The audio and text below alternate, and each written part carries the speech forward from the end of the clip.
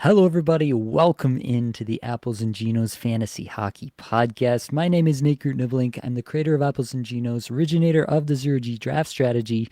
And in this podcast, Blake and I are going to continue with the sixth part of our annual 8-episode series in which we go team by team comparing notes on our projections for the 2025-26 season.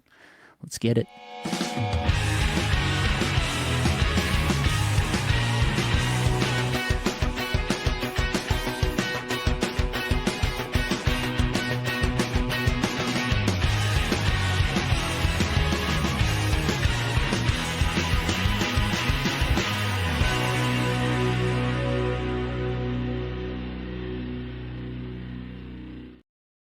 And of course, I have your friend and my best friend. It's Blake Creamer. Blake, how are we feeling tonight?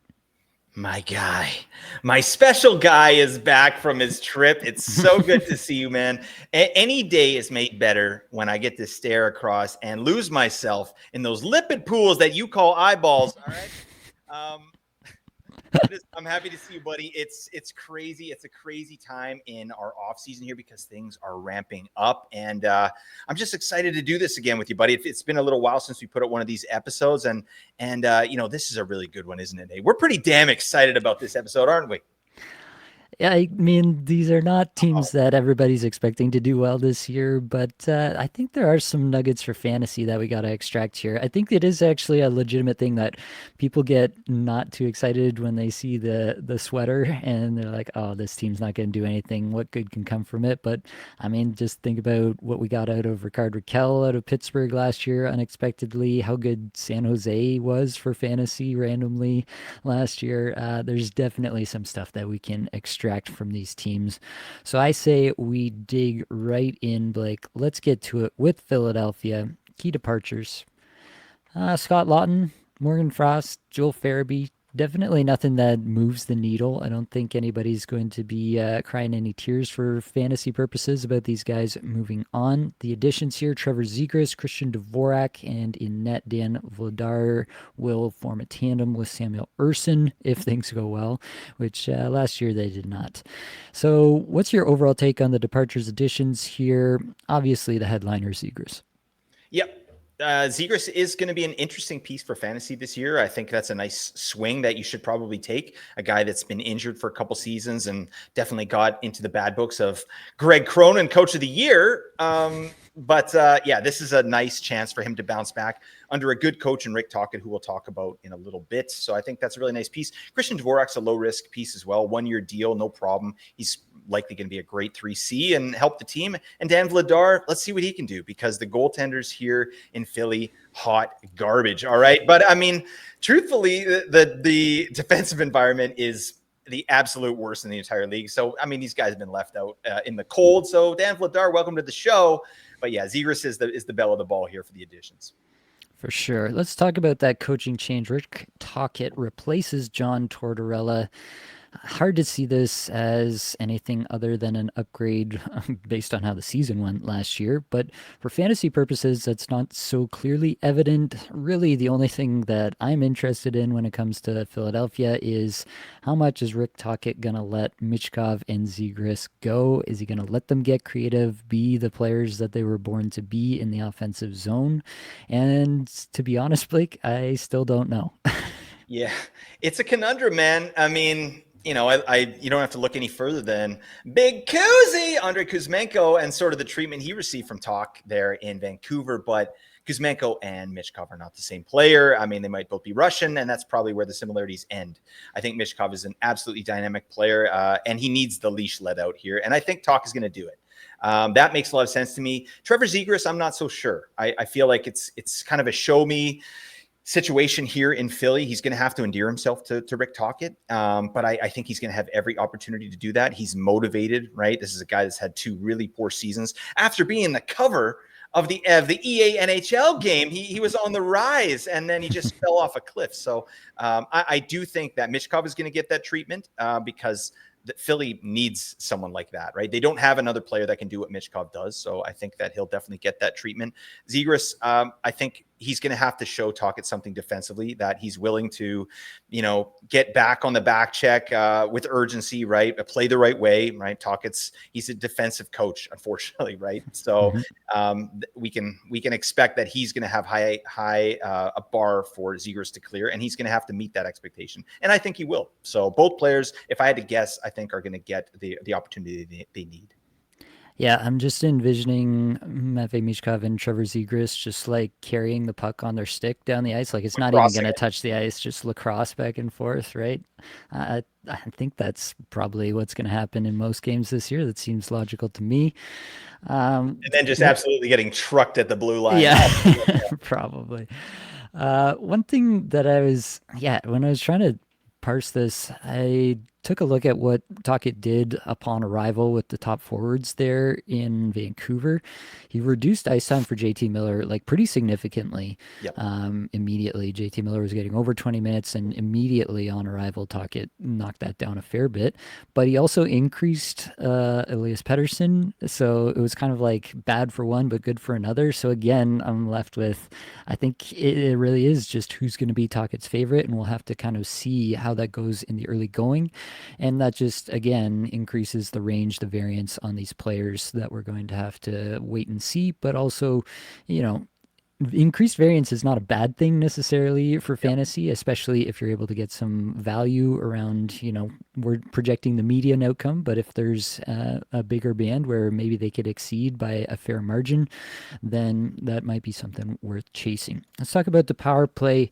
For me, Michkov and Konechny are the only true locks on this power play. I think Zegras has to be a favorite to get on there. Like, they obviously targeted him this offseason, so at least management has a plan there. I could definitely see Sean Couturier being on power play 1, if only for faceoffs, right? Last year, Tyson Forster and Bobby Brink were used. It sounds like Forster is actually going to be good to go for the start of the season, which is really good news. There was some talk that he was going to be unavailable for part of the season. To me, Owen Tippett is going to be brought up a lot, but that feels pretty unlikely to me. I think he's moved down in the pecking order in recent years, but it is a brand new coaching staff, so anything's possible. Where are you leaning with all of this?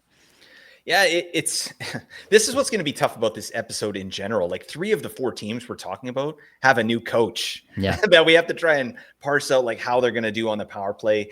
My 2 cents, I like your take on Couturier being on there just for the faceoffs, but I didn't project it that way. Like that does make sense to have Sean Couturier on there. And he's also the captain. So like there's a couple things on his side there, but I do think that Owen Tippett is going to get a little bit of a ride here with power play 1. I think that he's sort of been under the thumb of John Tortorella since he's been the coach there, and he hasn't really let the leash out on that player. And yeah, he's massively inefficient, but he's a big time shooter. They don't have a lot of those players on the power play. He's a great rusher. He'll be able to enter the zone properly. So I'm leaning Owen Tippett a little bit at this point. And I think Couturier might fall down to power play 2, but yeah, the faceoff thing could be sort of the tiebreaker and get him onto power play 1 there. Tyson Forster as well. I was glad to hear that he's going to be ready for the season. Again, it's like they have a bunch of these players that are really, it's hard to sort of make sense of, like, they could do so many different things. So we're going to have to check out things in training camp here. But I think I'm leaning Owen Tippett at this point. Interesting. Yeah.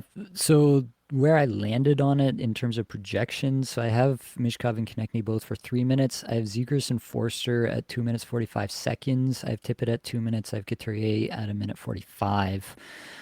That's kind of where I landed. I have Bobby Brink at 2 minutes.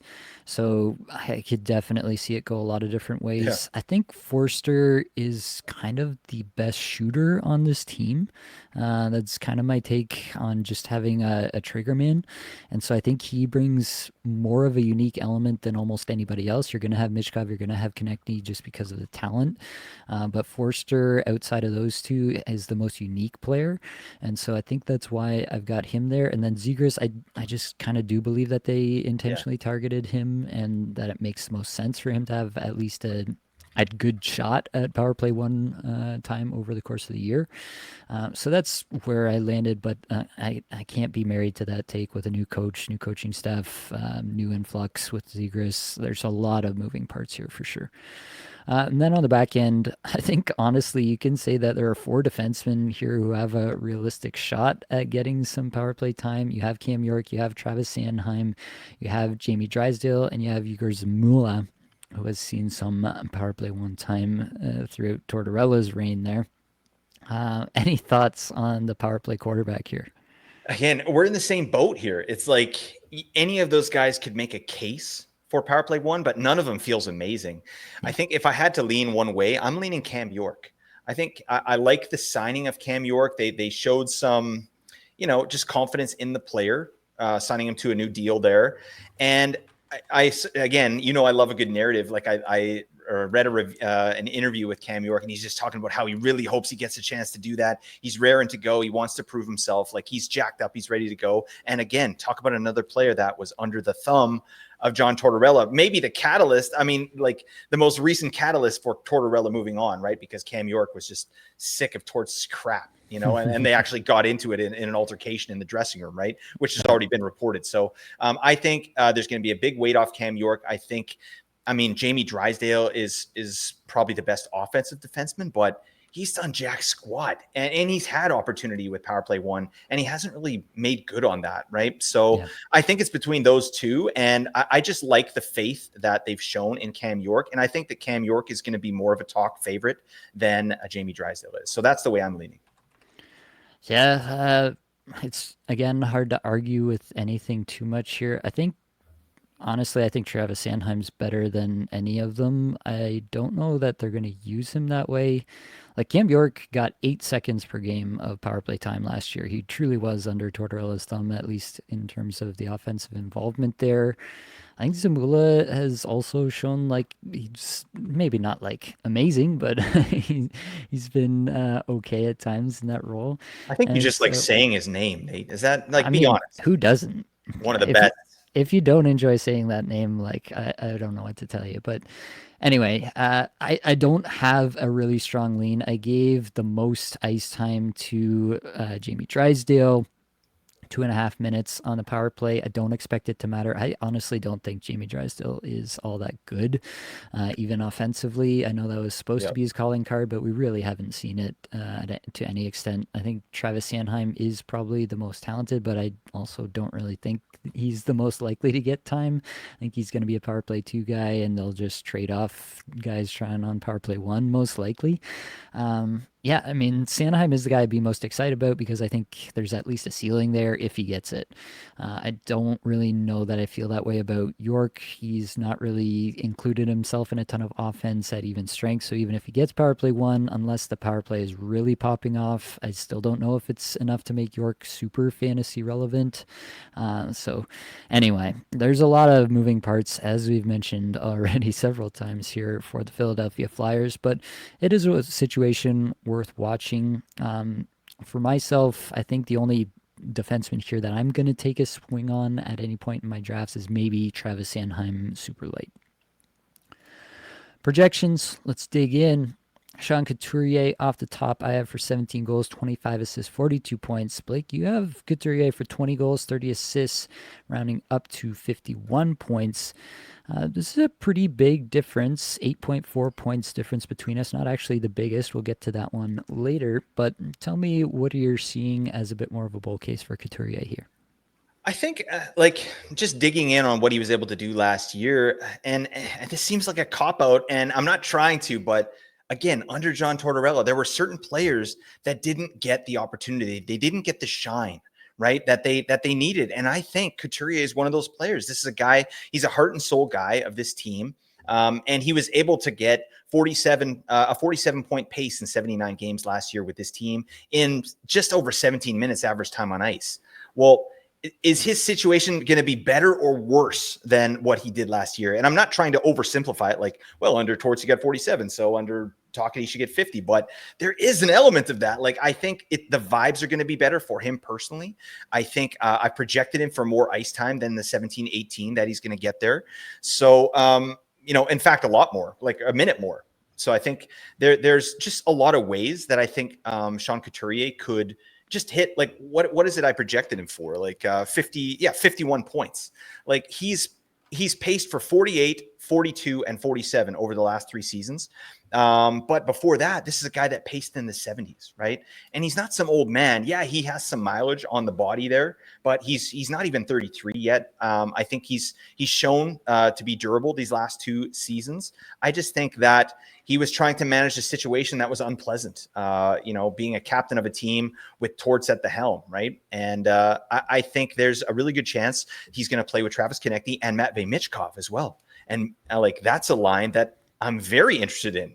Obviously, Couturier is going to be the guy in the sidecar, right, with the propeller hat. He's not really driving any play, but he's going to be connecting the play, getting the puck to these talented wingers, and he's going to be getting some second assists, and he's going to be getting in on the scoring. So I think 51 points feels okay. So I don't know. Tell me why you think he's going to get much less than that. Yeah, I was trying to look through just to get a quick idea. I just think I have him as a much less efficient player than you. You do have him for almost an extra minute of time on ice, most of that at even strength. So that is the biggest difference between us, I guess. But I mean, overall, it's just a player that I find it really hard to get excited about. He's going to be For center sure. only. 50 points is more towards the ceiling side in my estimation anyway. And like, what are we doing? What leagues are you drafting a 50-point C only guy? There's not many. You'd probably have to be like a 16-team league with pretty deep benches to get there. So overall, I'm just not that excited about Couturier. The only way you could really get me interested is if he's getting, Konecny Michkov time plus power play 1.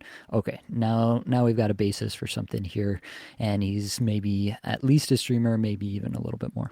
Yeah, I think there's potential for that. I mean, but even then, I'm definitely not excited about Couturier. I want to clarify that. That's not a man that's getting my juices flowing. All right, but 51 points, I think we're feeling good about that, Sean. All right, I feel good.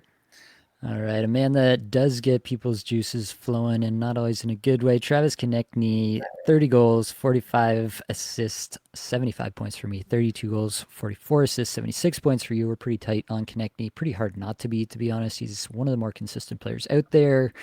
Really easy to project, well over 200 shots, over a hit per game. He's going to block some. He's going to skate close to 20 minutes a night. I do think that this is actually a player that probably takes a bit of a hit with Tortorella gone, because he was absolutely Tortorella's like maybe only favorite player on the entire team. Maybe Travis Sanheim was a favorite, I guess you could say. But I think Tortorella loved this guy. And even if Tocchet does love this guy, I feel like this is the most likely candidate for Tocchet to just take back just a little bit the way that he did with JT Miller. Yeah, I don't mind that at all. Like he might see a little bit of regression there with ice time, but Travis Konecny is one of the better facilitators on his team. In fact, probably one of the best, if not the best. And I think we're going to see a much better season out of Matvei Michkov, and I think they're going to play together.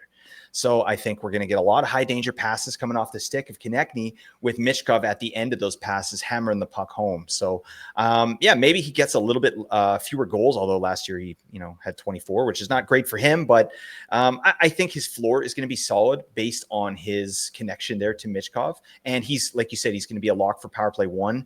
This is a guy I was kind of excited about going into last year, because his power play performance in 2023-24 was terrible. He had 9 power play points, right? He had more shorthanded goals last 2 years ago than he did power play goals. That is a crazy stat. I've said it before, and I'll say it again. All right. But, I think he has a little bit of headroom on the power play as well.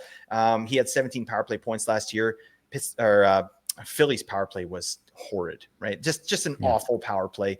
The only way to go is up. We got a new coach in here. We got new assistant coaches. Like I feel there's a little bit of confidence here. Like, remember during the year, like Torts was putting Michkov on power play 2 lots of times. Like none of it made sense, So we get a full season of Konecny and Michkov on power play 1, and you get that hammer Owen Tippett in there, buddy.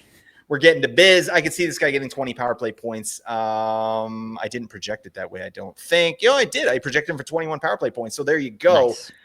It is nice. So, yeah, I feel like the floor is solid because of his attachment to Michkov, even if he does see a little bit of regression of ice time. All right, let's talk about Michkov. I have him for 29 goals, 47 assists, 76 points. You have him for 28 goals, 46 assists, running down to 73 points. I think we're both pretty interested in Michkov. I think this projection feels pretty stable in my mind. I have him at 17 minutes 45 seconds average time on ice. He's going to be on the power play. From everything we're seeing from the management in Philadelphia, they view this guy as a guy to like build the offense around, in my opinion, anyway. And I think Tocchet is going to get that message pretty loud and clear. I think he is the most likely guy to get a substantial bump. And if he gets that, 19 plus minute treatment instead of the 17:45 that I haven't projected for, I talked about him as a potential guy who could hit 100 points this year. Yep. Obviously, that's an absolute ceiling scenario. He would have to, take a step in his development along with a big deployment boost over what I've got him currently projected for. But just the fact that I do think that that is, maybe it's like the top 5% of potential outcomes for the season. But even having that in your range of outcomes is a pretty big feather in your cap. And, in the drafts that I'm seeing, he's going in like the seventh round. I'm taking that in the seventh round. Yeah, this is one of those things where we're talking about lesser teams, right? Like Philly. People aren't targeting a bunch of Philly players. Even when I see Travis Konechny kind of in the fourth round, fifth round, I'm like, I'll see what else I can do, right? When maybe you shouldn't, right? Like Konechny he's a 70-point player, pretty much at his floor, right? Well, Michkov, we have yet to see it, but he's easily the most dynamic player on this team. What they need to do is find a way to extend zone possessions, right? When they're in the offensive zone, because Michkov comes in, he's passing the puck off and he's getting open. And like it, one of the things I noticed just digging in a little bit on Philly is how much they're kind of like like a Russian team shot off the rush, and then it's driven back down their throat the other way. Right. And if anyone's played hockey, like, how frustrating and how tiring that is, right? Yeah. You go in, you're like ready, you got your stick ready, like make a pass. No, buddy plays hero puck and gets in and just whips the thing, So I feel like Michkov is probably a little bit frustrated last year with some of that. And I'm hoping that Tocchet's able to kind of sort that out, just get a little bit more cohesion with the offense, get the right players playing at the right times. But yeah, this is a great rush player. He's the best play driver on that line. He's 1 year older, bigger, hopefully, just more used to the NHL. I think there's every reason to think that he smashes, what he was able to do last year. And I don't know what the ceiling for Michkov is this upcoming season. It's hard to say, right? Because of all the variance. But I think, this is a player we're going to be talking about in the 90-point range as soon as maybe even 2 years from now, right? And, Yep. I can't in good conscience say that's even possible this next year. I don't think so.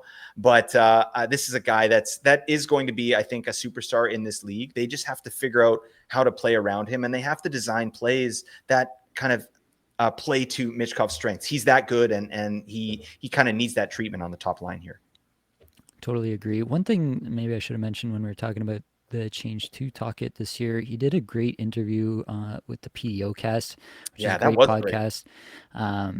And yeah, I mean, I don't know what everybody's impressions of Rick Tocchet were beforehand, if they'd heard him talk before, but on the PDO cast, he did a lot of talking about how he reflected on his time in Vancouver, things he would have changed. He was pretty honest in saying that there were a lot of things that he thought he did like honestly poorly, he said, I think.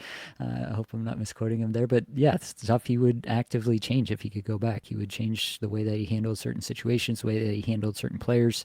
And so just the fact that we have a living, breathing human being and not like a caveman of a coach, which has been the case in some others, other situations. I'm not going to make any direct comparisons to the previous coach here in Philadelphia, but I think that having that at least gives you the hope that there might be that case where he's going to actually try to nurture Michkov and help him realize all that potential that he so clearly has. Another player with a ton of potential currently unrealized is Trevor Zegras. I have him for 19 goals, 32 assists, 51 points. You have him for 21.5 goals, 35.6 assists, comes out to 57 points. So again, you're a little bit higher here on Zegras. I like the projection. It's hard for me to get there without being a little bit more confident that he's going to be Tocchet's guy. Are you feeling confident that Tocchet will be okay with everything that Trevor Zegras brings to the table? I think so, right? And I'm also trusting the player that he knows kind of where he's at in his career. This isn't like a flying high Trevor Zegras cover of, NHL, whatever, right? This is a guy that has a lot to prove. He's been beaten down. He's had some bad injuries. He's been frustrated, right? This is a guy that needs to prove himself. And he's a competitor. That's one thing I love about Trevor Zegras. This guy's a super competitor. He's very creative. And I really don't like who's going to take his 2C. And I think they want to play him at 2C. He can play left wing as well. So, I mean, if they do that, that's a different look. But I think he'll take that 2C position.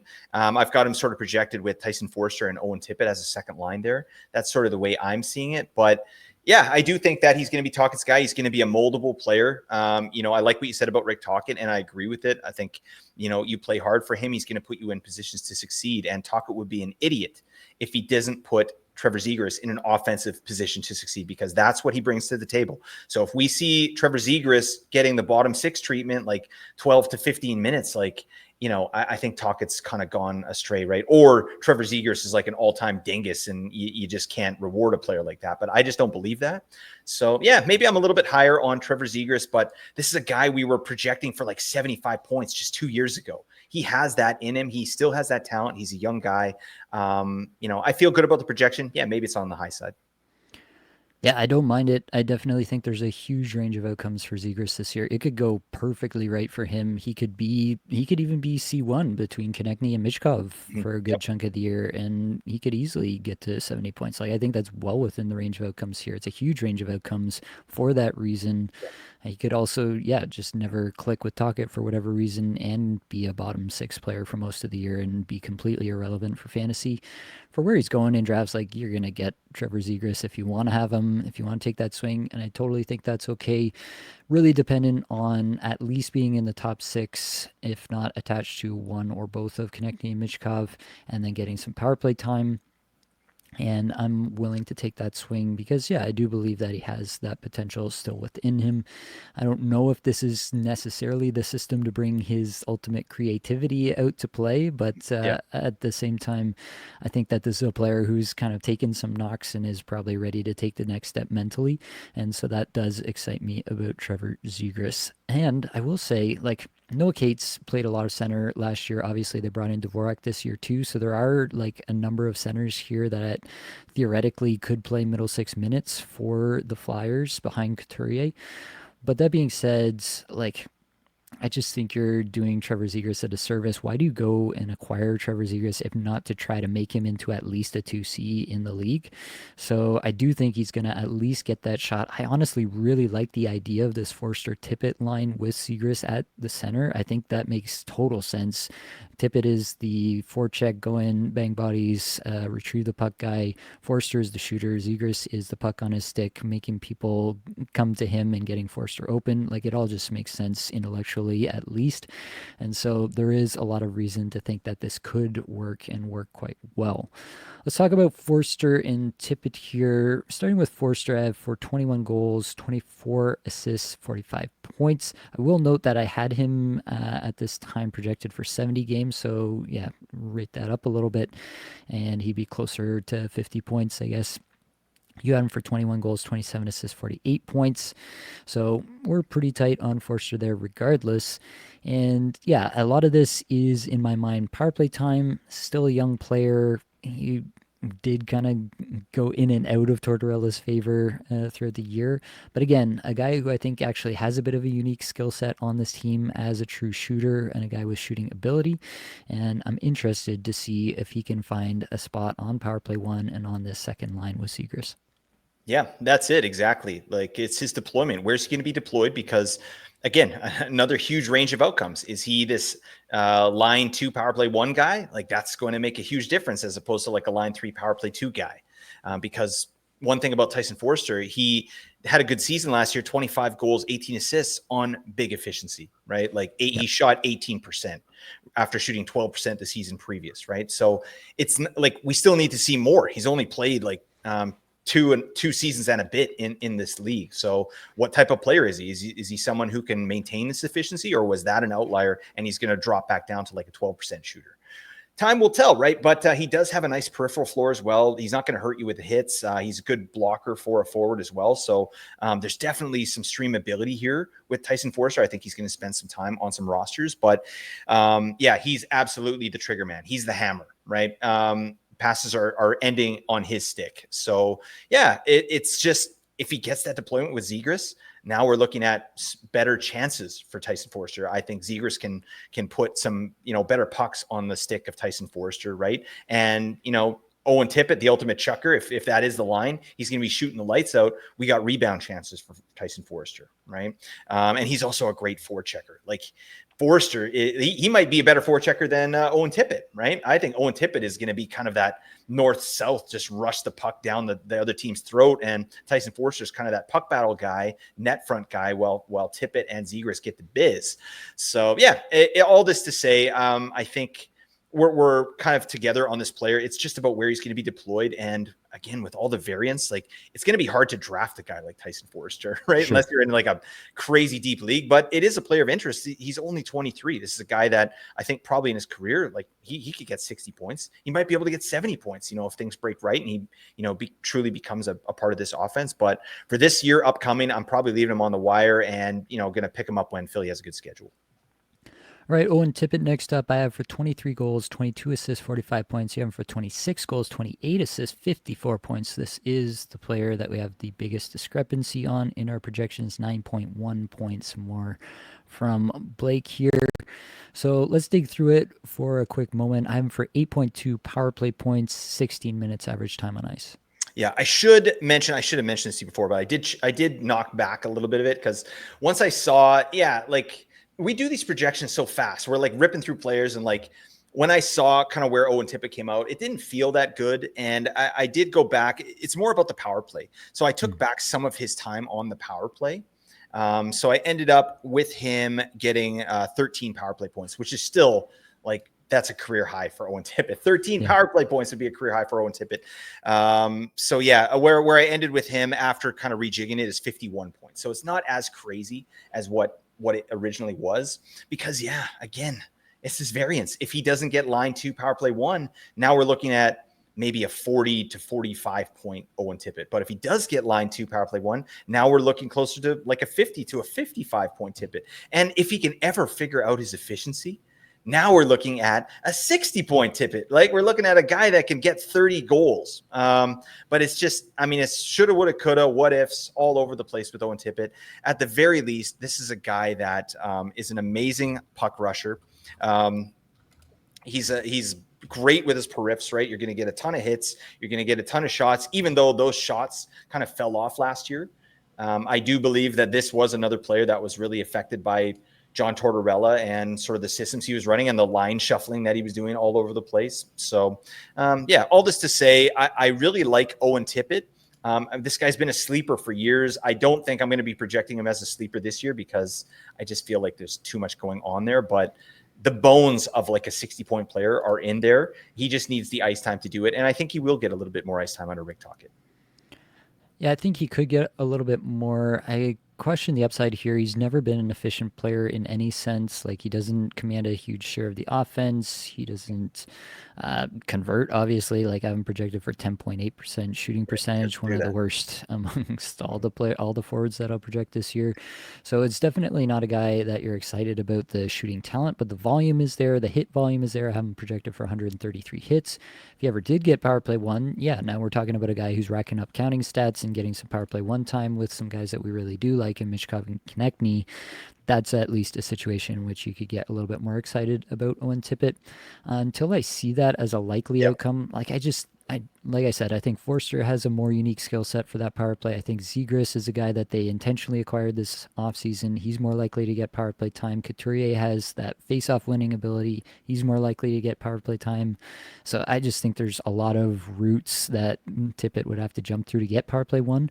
And so I'm not that excited about the ceiling. I do think that, even with line 2 power play 2, he can still be a valuable player, especially in like a Bangers Cats format where he obviously shines because of his contributions in shots and hits. So I do think there's a lot to like about Owen Tippett and the peripheral floor that he brings. I'm just not super excited about the offensive ceiling.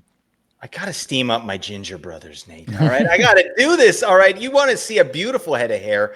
Go check out Owen Tippett's headshot. All right. It's a beautiful man. I wish, I'm kind of a half ginger. I got brown on top. I mean, what's left? And then got the red beard here. But Owen Tippett's really killing it. All right. He has no soul. That's confirmed. But he's a pretty damn good hockey player. We can agree on that. Last couple of players here. I didn't do a projection for Christian Dvorak. No one would be excited by those numbers. I mean, no one's going to be excited by Noah Cates or Bobby Brink either, but we did do those. I have Cates for 15 goals, 23 assists, 38 points. You have him for 16 goals, 18 assists, 34 points. I have Brink for 14 goals, 25 assists, 40 points with the roundup there. You have him for 14 goals, 27 assists, 41 points. Brink, at least you can see a scenario in which he does get that top power play. He has played on power plays fairly consistently, did so under Tortorella somewhat consistently, as consistently as almost anybody, I guess, under Tortorella. Both these guys, like, they will hit over a hit per game, so that part is there. Neither of them shoot a whole lot. Neither of them project to get a ton of ice time. I am just really struggling to think that unless like there are injuries or unless Rick Tocchet really identifies one of these guys as like a go-to guy somehow for him, I just don't think we're going to be that excited about them for fantasy. Yeah, I don't have too much to add. I mean, of the two, Bobby Brink is the guy. Like, if you're looking at streamers for Philly, I would go Bobby Brink over Noah Cates, no question. Noah Cates is more of a defensive kind of presence, right? And he's not bringing a lot to the table microstats wise either, where Bobby Brink is, right? Bobby Brink is a good facilitator. He's a good forward checker. He sets up scoring chances. He sets up shots, right? He's got good shot assists, chance assists off the rush, where a guy like Noah Cates is just, he's more known for his defensive acumen, and he's a perfect third line center, right? So, well, we'll see what happens. But yeah, I'm not too interested in either. But like Nate said, I mean, there's some reasonable value with the peripheral floor on these guys. All right, let's talk about the defense. Actually, I think I may have perjured myself. I believe Cam York is going to be the biggest difference in our projections. I missed that going through. Why'd you perjure yourself, Nate? Jeez, we got listeners here, and they expect honesty. All right, and I don't know what you're doing here, but that's fine. I had Cam York for 6 goals, 18 assists, 24 points. You had him for 8 goals, 27 assists, and 35 points. So that is a pretty big difference. I assume a lot of that is the power play, where I have him for 2 power play points. What do you have him for? I got him for 10. Yeah, so that's the vast majority of it for sure. I will say for Cam York, like 154 blocks is what I have him for. Not quite a hit per game. He doesn't shoot, which is a big problem for fantasy, obviously. And even if he is getting a ton of power play time, like even if he got 20 power play points, you're still only talking about like a 45-ish point player. Yeah. I just don't think the ceiling is high enough for me to warrant any excitement about Cam York. Maybe as more of a streamer, or like if you're early in the season, Cam York is getting power play 1 and one of your defensemen goes down to injury, he's maybe the next guy up. I just don't think there's going to be a lot of situations in which you're like, yeah, Cam York. Yeah, I remember a couple years ago, like when I thought he might get some power play 1 in some of the best ball leagues, I'm like, yeah, I'm going to take Cam York in my last pick. Oh, what a sneaky fantasy pick here. It's like, guy did nothing. All right, just put up a bunch of nothing burgers. But it's all reliant on the power play, and we don't know what the power play is going to be. So that's it right there. Like, I'm not taking a swing on Cam York, even though I think he might get power play 1. It's like, this guy got 0 power play points last year. 0. Okay. But I think he's a good player. Like, and we'll see what Rick Tocchet can do here. I think he's going to have to extract every little bit of value from the players that he has here, because the roster still isn't great here in Philly. Like, it could be a slog of a season. I think they're going to, shore up some of the defensive issues, but in terms of their finishing ability, there's besides Michkov, there's really nothing there. Yeah. It's an interesting point with their roster overall. Like, I feel like it should be better than it was. Like, I feel like they do have some pieces. They don't have like a big time scorer. Like, they don't have a guy that, I have Konechny projected for 30 goals, and so do you, but that's really it for 30 goal scorers. And so that's really the only piece, like, I feel like they're really missing, is like that real big time elite level goal scorer projected for 40 plus. But outside of that, I feel like the roster's like solid enough, like top 9, top 4 on D. Like, I feel like they should be able to be respectable at least this year under Rick Tocchet. Yeah, I feel like it's a lot of the same kind of player. And like they're just not connecting to each other. Like it's like I was saying, like it's just kind of these one and dones. They zip in there, you know. I think what you're saying holds water, but it's going to take development from a lot of these young players. They're going to have to take a step. Tyson Forster's going to have to take a step. Noah Cates, right? Obviously, Michkov, we're going to need to see a big step from him if they have any shot at, you know, having some success out there, right? And they're going to have to figure out something on D, right? Because, you know, we're talking about the defense right now, but there's some interesting pieces like, you know, Zamula does some interesting things, and Travis Sanheim is actually like a good defenseman. He's actually really good in real life. So they're lucky they have him, but after that, it just falls right off. So it's kind of like, you know, this is a word you used, and I've been using it ever since. Wish casting. It's like wish casting a little bit. Like I think they're all going to develop and get better this year, so that Philly's going to be a little bit better. But again, it's one of those things. Until we see it, I don't know. I got to see a little bit what's going on in training camp with Philly before I start to kind of really zone in on my opinions here. That is a fair take. Let's talk about Sanheim. I have him for 9 goals, 27 assists, 36 points. You have him for 7 goals, 32 assists, running down to 38 points. The interesting part with Sanheim, 148 shots, 169 blocks for me, about a hit per game. Like, the perf rolls are good enough here that Sanheim will have relevance if he gets power play one. Without, he's nothing more than a streamer. But at least you can hope with Sanheim that he will get power play one. I don't think you can.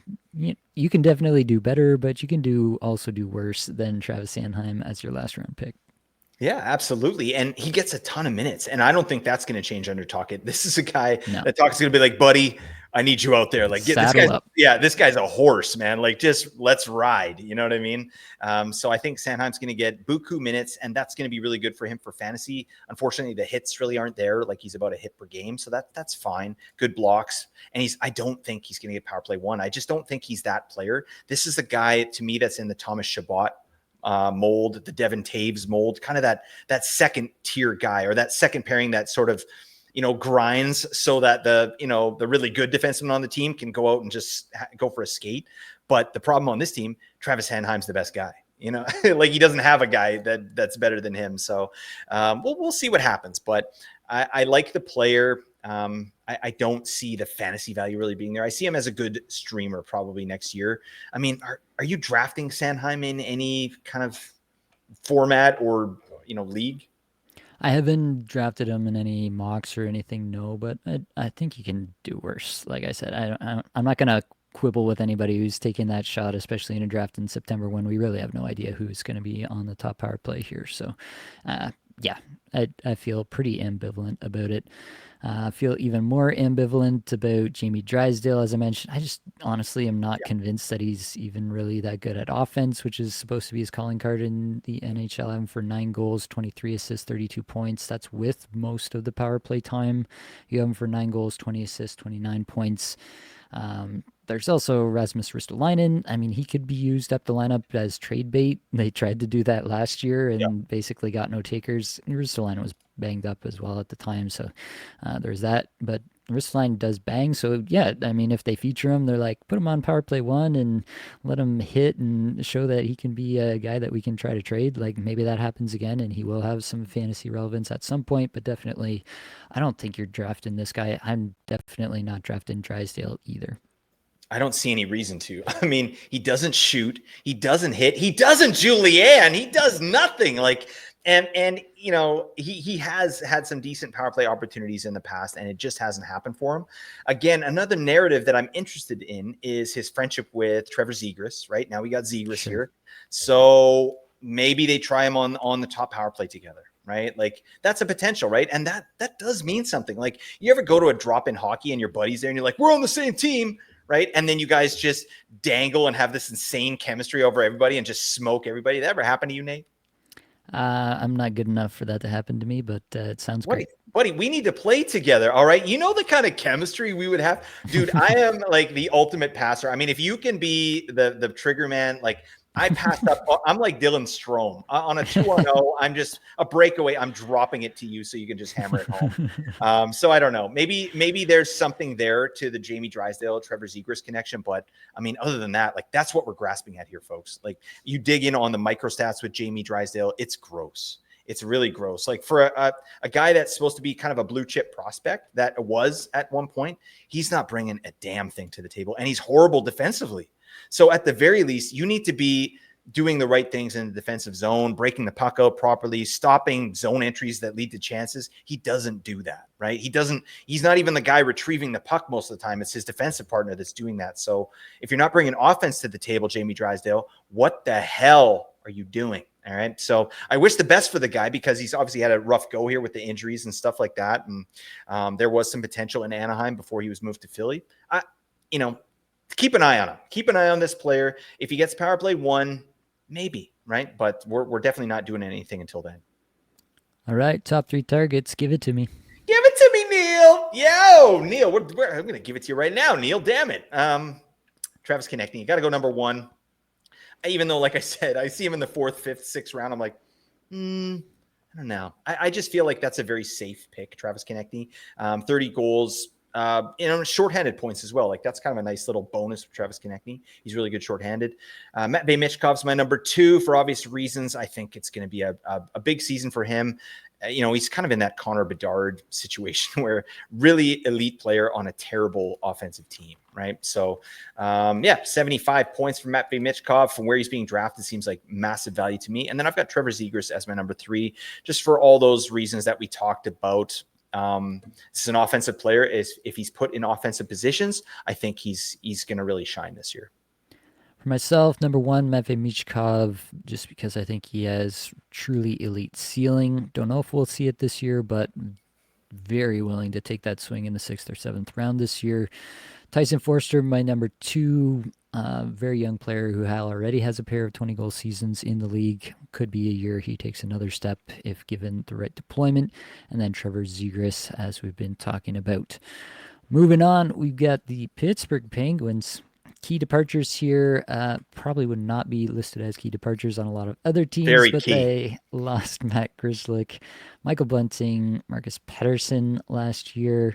Additions, Thomas Novak, Philip Tomasino. They did add Artur Shilovs, which is kind of interesting. Maybe a guy who can push Tristan Jarry this year. Anthony Mantha. These are the level of players we were talking about when talking about key additions to the Pittsburgh Penguins in the year of our Lord 2025. Oh boy. Let's talk about the coach. I don't think we need to dwell there. Thank you. Mercy. Dan Muse replaces Mike Sullivan as head coach. From what I can tell, Dan Muse, new school coach, definitely a younger guy. Emphasis on player development. He's led special teams units in the past. It's good. A couple of articles that I'm going to link to for the patrons in the show notes as well that I found. Just stuff about what Dan Muse has done, what Kyle Dubas really liked about Dan Muse. I'm interested. I will say I'm intrigued by Dan Muse and his potential to at least just bring something new to the Pittsburgh Penguins. It's clear, like Mike Sullivan, I think everybody thinks is a great coach in the NHL. It's also pretty clear that whatever he was peddling was not working in Pittsburgh anymore. Sometimes things just get stale between a coach and players. A lot of these guys have been there for like a decade together, so I'm not gonna slight Mike Sullivan by saying that things might get better under Dan Muse for a few players, but I'm at least intrigued by Dan Muse. I'm interested to see if things could get better for some guys with him. Yeah, I want to know the percentage of coaches in the league that have a cue ball head. I mean, is that something that you have to put on your resume? Like it's bicked down to the scalp. I mean, thank you, Dan Muse. Let's see the stubble. You know what I mean? I am going bald, and once I go completely bald, I'm leaving some stubble up there. All right, I'm not going to hide. All right, I want the world to see the cul-de-sac. All right, Patrick Stewart. Anybody know Patrick Stewart? All right, is he an attractive man? The correct answer is yes. Right, Nate? Correct. Sweet. Okay. I think some coaches just have a shelf life, right? I mean, Mike Sullivan, his talents are definitely better used with a team that's ready to go in New York, where, let's get Dan Muse in here. He's like more of a developmental coach. Obviously, Crosby and Malkin and Letang, these are guys that are on the back nine of their career, maybe in the last couple seasons here.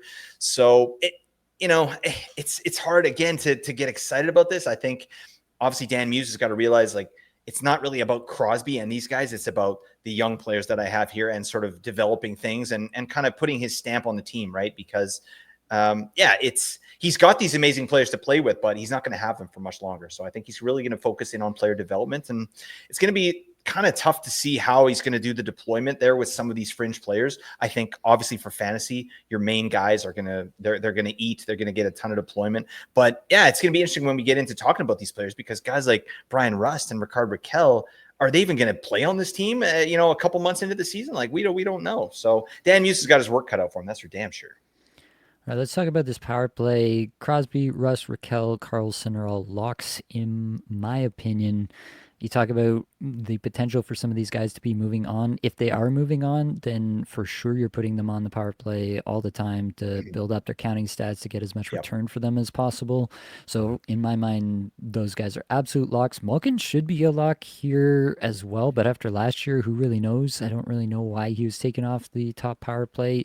Still pretty clearly the next best offensive talent on the team amidst all the mess that is there. So I'm interested in your take there, Blake. I don't really have a huge take on that. I think he should be there, but I don't really know.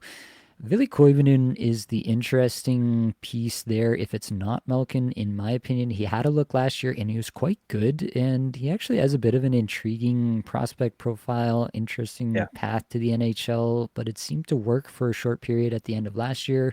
I'm not saying that this is the next superstar. I'm just saying if it's not Malkin, look at Koivunen. Yeah, I would agree with all of that. My gut take tells me that Malkin is going to start on power play too. It's just like, it's not just Mike Sullivan who is there being like, okay, Gino, get on power play too. It's like, it has to work for Crosby and Rust and Rakell. Like I'm sure because of the gravity that a player like Crosby has, like, Mike Sullivan wasn't just being like, Malkin, get on power play too. And Crosby's like, what the hell are you doing? Get Malkin over here. It's like, no, I think everybody was probably on the same page. They did it for a reason, right? Malkin on power play 2 was there for a reason, which I still can't understand. But I agree. If it's not Malkin on power play 1, I think Koivunen is going to get a shot at the top power play here. And I think that he can absolutely do something with it. Like that's a pretty exciting player that I'm looking forward to talking about. All right, let's get into it. Off the top, Sidney Crosby, I have for 34 goals, 53 assists, 87 points. Would you look at that? You have him for 32 goals, 55 assists, also 87 points. Look what we did, Blake. We were so smart. Talk to me about Crosby. Any reason to expect that this is the year that we see some age-related decline? I don't think so. I mean, he's so smart that any of the things that are declining, he just shores them up with his intelligence and gets better at something else to make sure that he's able to do what he needs to do out there. Right. He's just such an elite player. It's hard to even criticize the man. Like, to me, this isn't a player like, Alex Ovechkin, who I've talked yang on in the past, just in like true age-related decline. Obviously, his shot didn't decline, everyone, but everything else declined to me with Alex Ovechkin. But Sidney Crosby can still skate. His hockey IQ is off the charts. He's your favorite player's favorite player. Like, that's a fact, right? And he just played an insanely high level of hockey in the Four Nations. Like, you saw him there. I don't see any reason to kind of fade Crosby other than the fact that he doesn't have anyone to play with, and it could get worse, right? I mean, if Rust and Rakell get traded, what is your thought on Crosby moving to another team? Do you think that that's something that could actually happen this season? Honestly, I don't even want to speculate on it. It's totally up to him. That's all the reporting we've seen is that, if he comes and says, yeah, I think I want to go somewhere and try to win a cup, then they'll definitely accommodate him. But until he says that, like, nobody in management there is going to Sidney Crosby and saying, hey, it'd be best for us if you moved on. Like, that's not a conversation you have. You play until the wheels fall off. It's just not a conversation you have with one of the top 5 players of all time. So I don't think that that's happening with Sidney Crosby, in my opinion. It's really up to him, and at least to start the season, there's absolutely no indication that he's interested in that. Next up here, I have Rutger McGrady.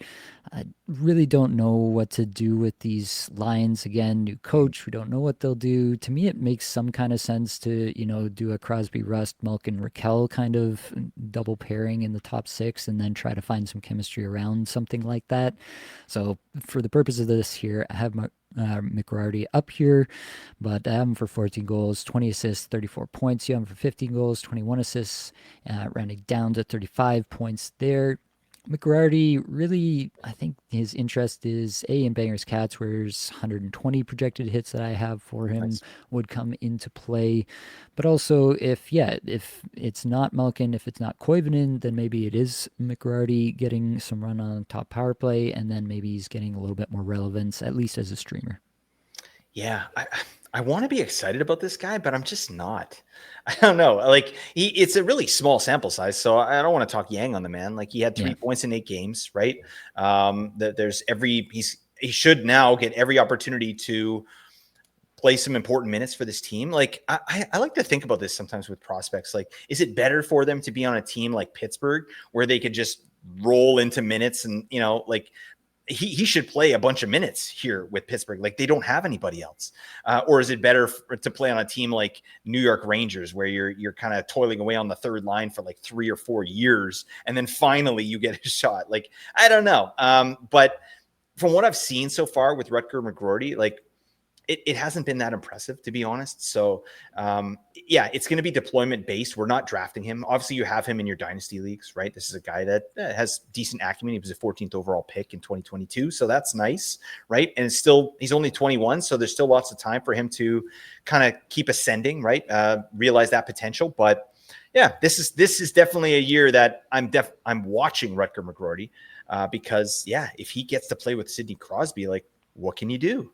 Right? Because Crosby is one of the best of all time and he hasn't lost that much. Like this guy's, if Rutger McGroarty's on his wing, he's going to be getting lots of chances. He's going to be getting high danger chances as well, right? Because Crosby just does that. He draws players to him, is able to dish the puck off, no problem. So McGroarty's got to just bury his chances. But again, it's just deployment. Where's he going to go? I don't see him getting power play 1. So these projections aren't too inspiring at this point.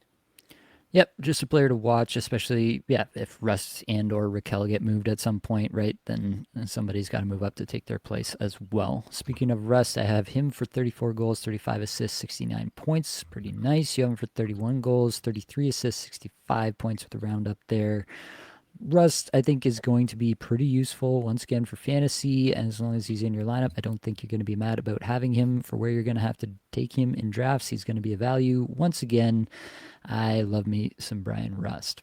Absolutely. One of your takes last year that kind of took people by surprise is like, Brian Rust for 70 points. People are like, what? Like, he actually paced for 70 points like for a bunch of seasons in a row. Like, what the hell's wrong with you? All right. So Brian Rust is he's great, and he plays with Crosby, and he plays on the top power play. So one of the things that the knock on Rust for me is why I don't get super excited about him is he's not a real big contributor on that power play. Like he's just a guy out there, right? Which fair enough. You're like Pittsburgh's power play, despite how bad they were, like it was still pretty damn good. They were 8th overall in the league in conversion. That's what having Sidney Crosby on your team will do, right? I like Rust's situation. I really don't like the uncertainty about where he's going to move, right? All the trade rumors, like that plays with the player's mind big time. Like, where are you going? There's so many things that have to happen when you do get traded. Like you got to, get your kids in school. You got to find a place. Like, where's your wife going to work? Like there's so many different things that can happen and things are going in your mind. So, I like Rust for 70 points normally, but I feel like with the construction of this roster and some of those factors, like him potentially moving to another team, I've got him a little bit lower, right? At 65 points. Next up, Evgeny Malkin, 20 goals, 37 assists, 57 points for me. 20 goals, 38 assists, rounding up to 59 points for you. Definitely some of this is dependent on power play 1, whether or not he gets it. But either way, I think it's fair to say we've seen the best of Evgeny Malkin. It is clearly in the rear view. And it's hard to get excited. We talked about Couturier, his ceiling at 50 points. Even if we say Malkin's ceiling is still 65 points, which I'm not even sure if I truly believe anymore. Again, another C-only guy. What is he realistically going to give you over replacement at fantasy? Yeah, I don't have too much to add. This is a guy that I was interested in last year because of where he was being drafted, and I had him projected for, I think somewhere around 70 points, and he popped off in the first quarter of the year. It was amazing. He had 21 points in 24 games, which was like, as one of your last picks, you're like, this is great. Like Malkin's going to pop off this year. He obviously slowed down and got injured and whatever. Great career for Evgeny Malkin. I don't see him being nearly as relevant this year as he was in the past. All right, Ville Koivunen, next one here, projected left wing on the second line. I have him for 17 goals, 28 assists, 45 points. You have him for 15 goals, 33 assists, 48 points. Interesting one to talk about because of that potential for power play one, which he did see last year over Malkin. And yeah, there's some underlying stuff here that looks not too bad with Koivunen.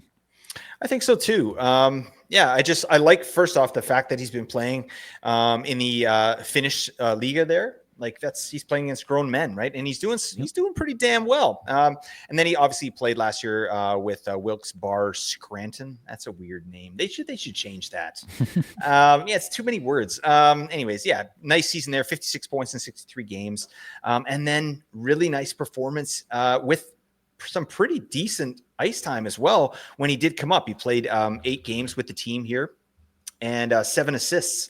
So it's really nice to see he was put in a position right off the bat in an offensive situation, playing with Sidney Crosby and Brian Rust, or Evgeny Malkin and Rickard Rakell. So he's playing top 6 minutes. Why wouldn't they go for it again? I mean, what do they have to lose at this point, right? Yeah. And we talked about Dan Muse and what his, kind of modus operandi might be, right? Developing players, developing players, right? Here's the case in point. We want this guy. This is a guy that can do stuff. He can do stuff for fantasy. He's decent defensively, right? He's not going to hurt you, and he can play big minutes right off the bat. So definitely a player I'm interested in. This is a guy I would take a swing on with like a last pick in a draft. Like what's the harm, right? Obviously, I want to see where he's getting deployed in training camp. Like, does he make the team out of training camp? Like, that's not a for sure thing, right? But everything I saw last year shows me that this is a player that could potentially do something. And I've got a pretty big projection for him. Like, that's like 48 points right off the bat. This is one of those ones that could maybe bite me in the butt, at the end of the year. Like, why did I just all of a sudden project a random player, Ville Koivunen, for like 48 points? But I feel like there's a pathway to points here, and I like the profile of the player. So I guess I'm taking a little bit of a swing with Ville Koivunen. Yeah, I don't mind it. I don't he's not a big shooter. I have him for 128 shots. That's obviously nothing to write home about there. I have him for 10 hits on the season, so he definitely doesn't do that.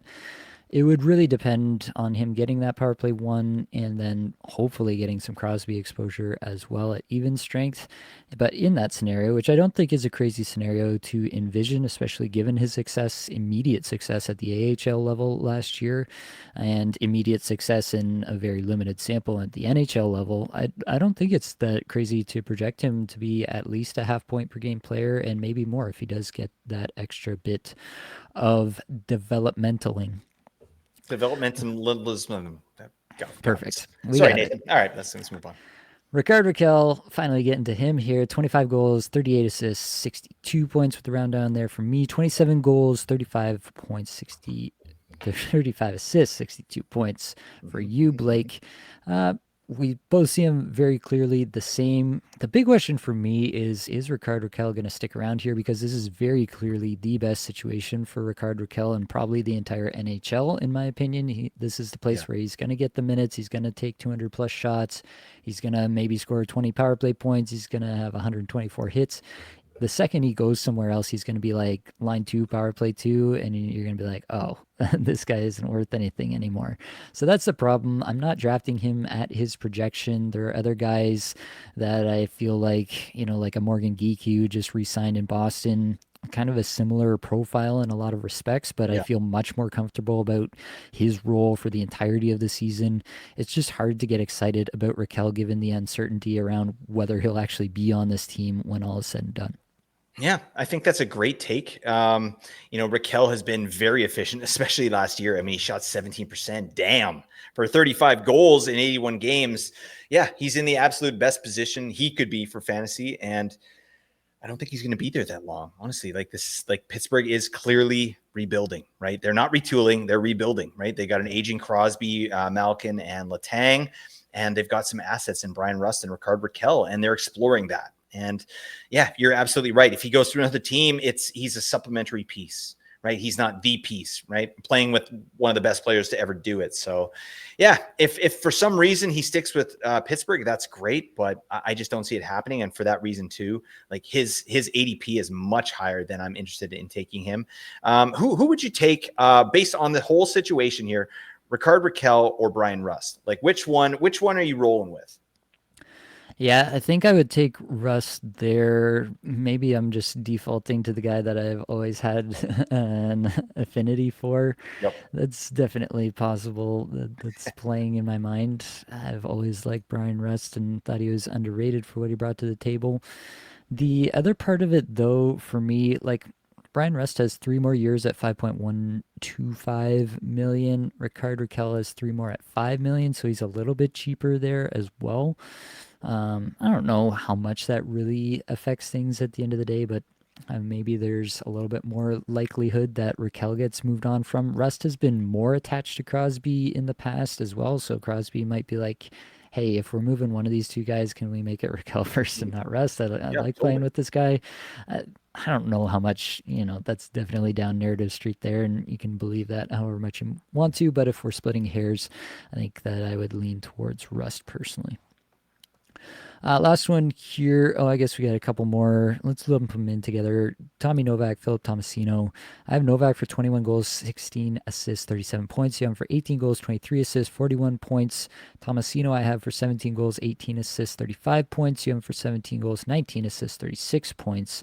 Basically, a couple of players who've shown some glimpses. Novak has been pretty efficient with some lower minutes in the past, and so this is actually a good spot where like good play could earn his way up the lineup. The problem is that you're a center and you're sitting behind Malkin and Crosby. Yeah, I mean that all makes sense, but I mean Jimmy cracked corn, and I don't care. We got Tommy Novak in here. Don't you dare put his name in with Philip Tomasino. Okay, I don't know. They're actually very similar, but Tommy Novak is a player that I've been interested in the past. He sort of got edged out there in Nashville, right? They signed all those guys, and Tommy Novak he wasn't really needed for what he brings to the table, right? And now you've got a guy that is offensive playing on the third line, right? And that's just, I think that's been the story of his career so far. It's like, he's had really good spurts of value when players have been injured and he's been moved up the lineup. This is a guy that can do something. This is a player of interest for me, Tommy Novak. I liked him when he was on Nashville, and I like him now that he's on Pittsburgh. But yeah, like you said, he's behind two centers there. And he's going to have to deal with that, right? But I mean, can he play somewhere else? Look at this roster. What are they going to do? I don't know. That's maybe conjecture. That's like, can he go somewhere else? I don't know, whatever. But at the very bare minimum, Novak is a player of interest. He's a guy that even in 2023, 24, he had amazing micro stats. And I Yep. know that, I don't know if you guys are interested in hearing about this stuff from me all the time, but that's why I was interested in Tommy Novak. He's unbelievable with zone entries, unbelievable with shot and chance assists. He makes offense happen for his line mates, and he's never had good line mates to play with. So can he find a way on power play one here at some point? Can he move up into the top six? Can he play with Malkin? I don't know how it's all going to work, but at the very minimum, this is a player that I like and I think can do something for fantasy if he's put in an offensive role. Yeah, I am mostly just disappointed that you didn't notice that this is the only place that I've actually called him Tommy Novak, and everywhere else previously I've referred to him Yep. as Thomas Novak. You know what you got to learn his middle name too, so you can just go full off. Thomas Melvin Novak. All right, that's how we need to refer to this man. All right, he's a sophisticated gentleman. He's got a beautiful head of lettuce as well. Just unbelievable. I wish I had that. I'm trying to grow mine out here, Nate. I don't know if you can tell, but I'm making a last stand here. I'm getting a little bit of a skillet going on. I don't know. Are you into that? Are you into skillets? Clearly the sexiest haircut middle-aged man could possibly have. Yeah. Middle-aged. Thank you, Nate. Oh my God. That's amazing. Yeah. It's flattery will get you everywhere, buddy. I'll tell you that right now. Oh dear. All right. Thomas Melvin Novak, as he will Thomas Melvin. from now on be known. Yeah, I don't have too much to add there. I think Novak is probably a better player than we've seen, but probably not going to be relevant for fantasy. Let's talk about the defenseman here. Eric Carlson, I have for 11 goals, 44 assists, 55 points. You have him for 14 goals, 41 assists, and 55 points. We're pretty tight there. Carlson, like I said, I think he's definitely going to be on the top power play. I think he's going to take a bunch of shots. His peripherals otherwise are not going to be that great. So that's the part that kind of holds him down for fantasy relevance. But also, there's a chance that he does get moved and he does go to Toronto or one of these other firehouse teams that actually needs a really good power play defenseman. I don't even know if Carlson's like true best asset is being a power play quarterback. He kind of just sits Yeah. back there and winds it up a fair bit. I don't know that that's really his strength, but maybe in the right situation, we'd see him really exceed expectation on the back end there. But either way, I think you can envision better circumstances for Carlson and envision a 65-point Carlson, at least as a pace, if he does get moved. And maybe that's a reason to take him. But so far, I've just been pretty meh on Carlson. He seems to be rather appropriately rated in most of the mocks that I've seen. Yep. And it's just kind of, yeah, maybe I'll take him if he drops a couple spots below his ADP. Yeah, that stinks. I mean, this guy got 101 points like 3 years ago. Damn. That was amazing, by the way. That's just, I mean, kudos to this man. You know what I think it is? It's like he was the guy in San Jose. Like he was by far the guy. Like everything went through him. But when you go to Pittsburgh, Crosby's the man.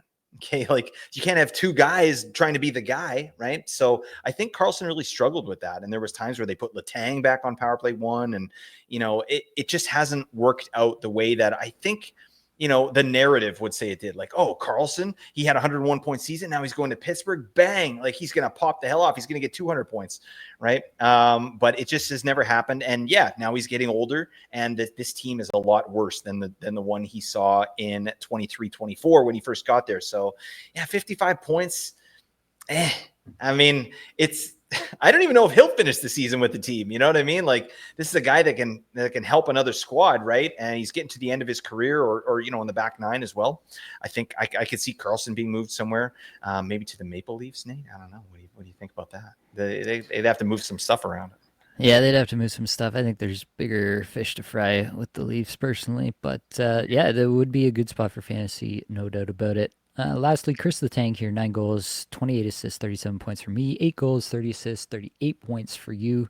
I am thoroughly uninterested in Chris Letang this year. I do have him for 175 shots, 130 hits, 115 blocks, all good numbers, above average numbers in the peripheral categories here. But even this 37 points for me comes with 11 power play points. I don't really see the ceiling here. Like the absolute ceiling to me is probably 20 power play points if he got more power play time.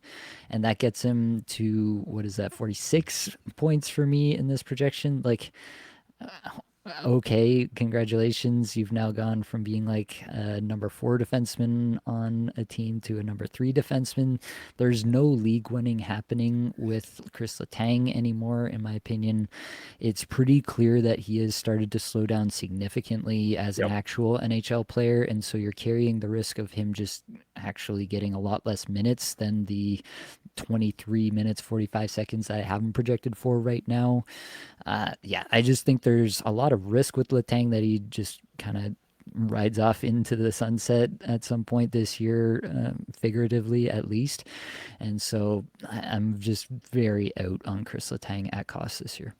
Yep. I can't really elaborate on that too much more. I will say that I think that the defensive aspect of his game is still there, like the puck retrievals, the zone exits, things like that. That's all still well and good, but we don't give a damn about that for fantasy. We want to see goals and points and counting stats, and he's slowing down in all of those metrics. So yeah, at this point, this is a guy that, he'll probably be on your waivers and you could stream when Pittsburgh has a good schedule. All right. Targets, Blake. Who you got? We got Sid the Kid. You got to pick him up. Where are you drafting Crosby? Actually, because I've been doing a lot of these mock drafts. We're doing Apples and Ginos Patron League mock drafts in our Discord. So get your biscuits in there. We're also doing best balls, and I've seen Crosby dropping, right? But I mean, we got him projected for 87 points. Like, where do you think this guy should be drafted?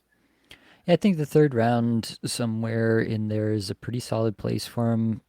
I mean, it's Sidney Crosby. You feel pretty confident that no matter what happens, he's going to be put in a position to succeed. He's going to get the minutes. He's going to do what he's always done, almost regardless of who's around him at any given moment.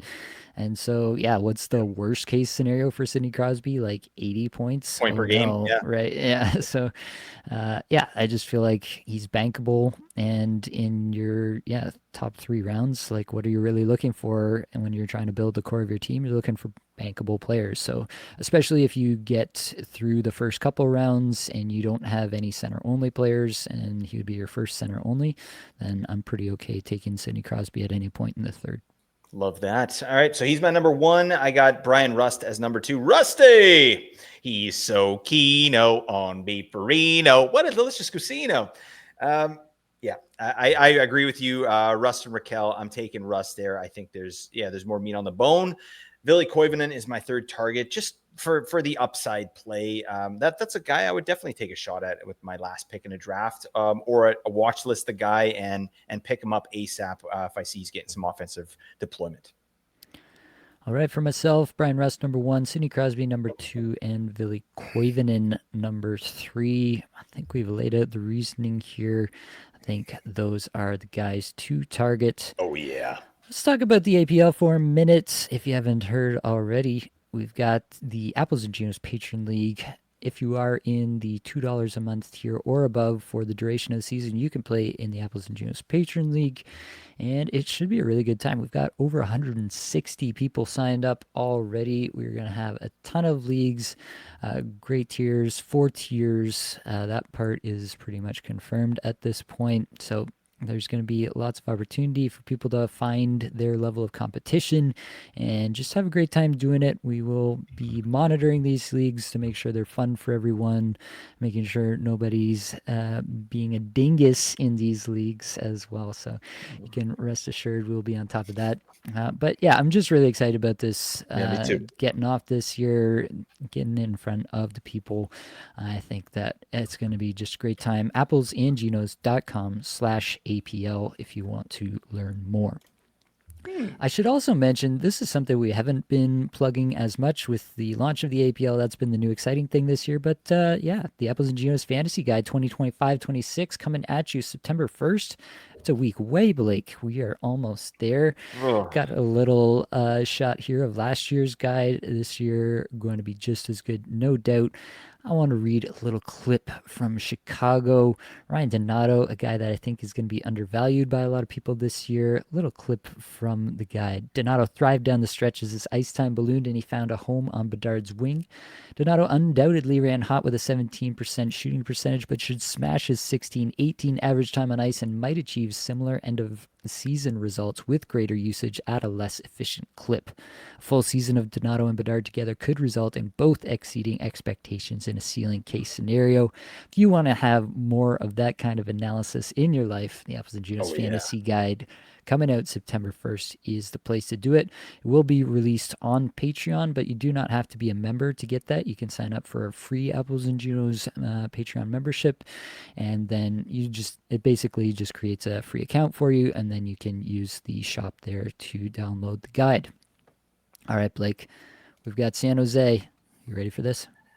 I can't wait, buddy. Let's get to biz. All right, San Jose it is.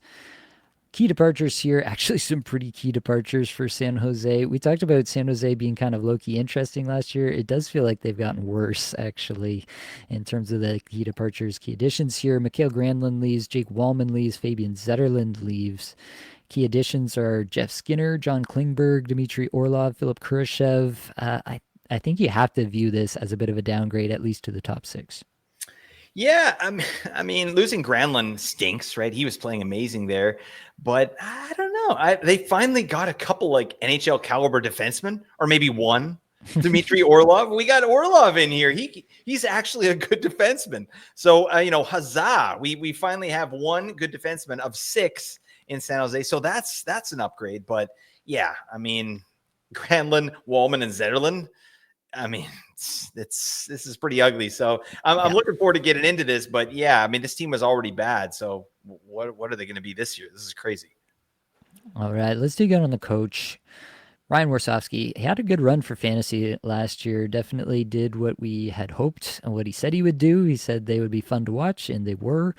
What's next now? Are like you look at the roster here, you look at the additions. To some extent, it kind of looks like they went out and acquired all these guys who they can just flip again at the deadline in Skinner, Klingberg, Orlov. Like all these guys are probable guys to get flipped at the deadline once again. At some point, they got to like turn the key over and start the ignition and get this thing on the Yeah. road. It does feel like this is just one more year of basement dwelling before maybe that happens. Are they just waiting for, they've got another crop of prospects, really good prospects, Yeah. Quentin Musty, Sam Dickinson, Luca Cagnoni. Are they just waiting for those guys to come online? What's your take on the status here with the coach and what he can extract from these guys in what appears to be yet another down season? Yeah, it's it's always an interesting piece, like developing the young players and buffering them with actually good players, right? And I feel like San Jose has been missing the mark there. Like I don't think you can just be like, yeah, here's a stable of like really good young players. Like, get the biz. Here's our top six. They're all these like really young players, and you kind of see the result, right? Defensively, they were trash. They didn't know what they were doing out there, right? And I mean, can that really be? Is that what's happening in these meetings between like Mike Greer and Ryan Warsofsky? They're like, yeah. Let's just tread water this next year. See what the young guys can do. No problem. Like that can't be it, can it? Like I feel like signing a player like Orlov, right, is a good sign.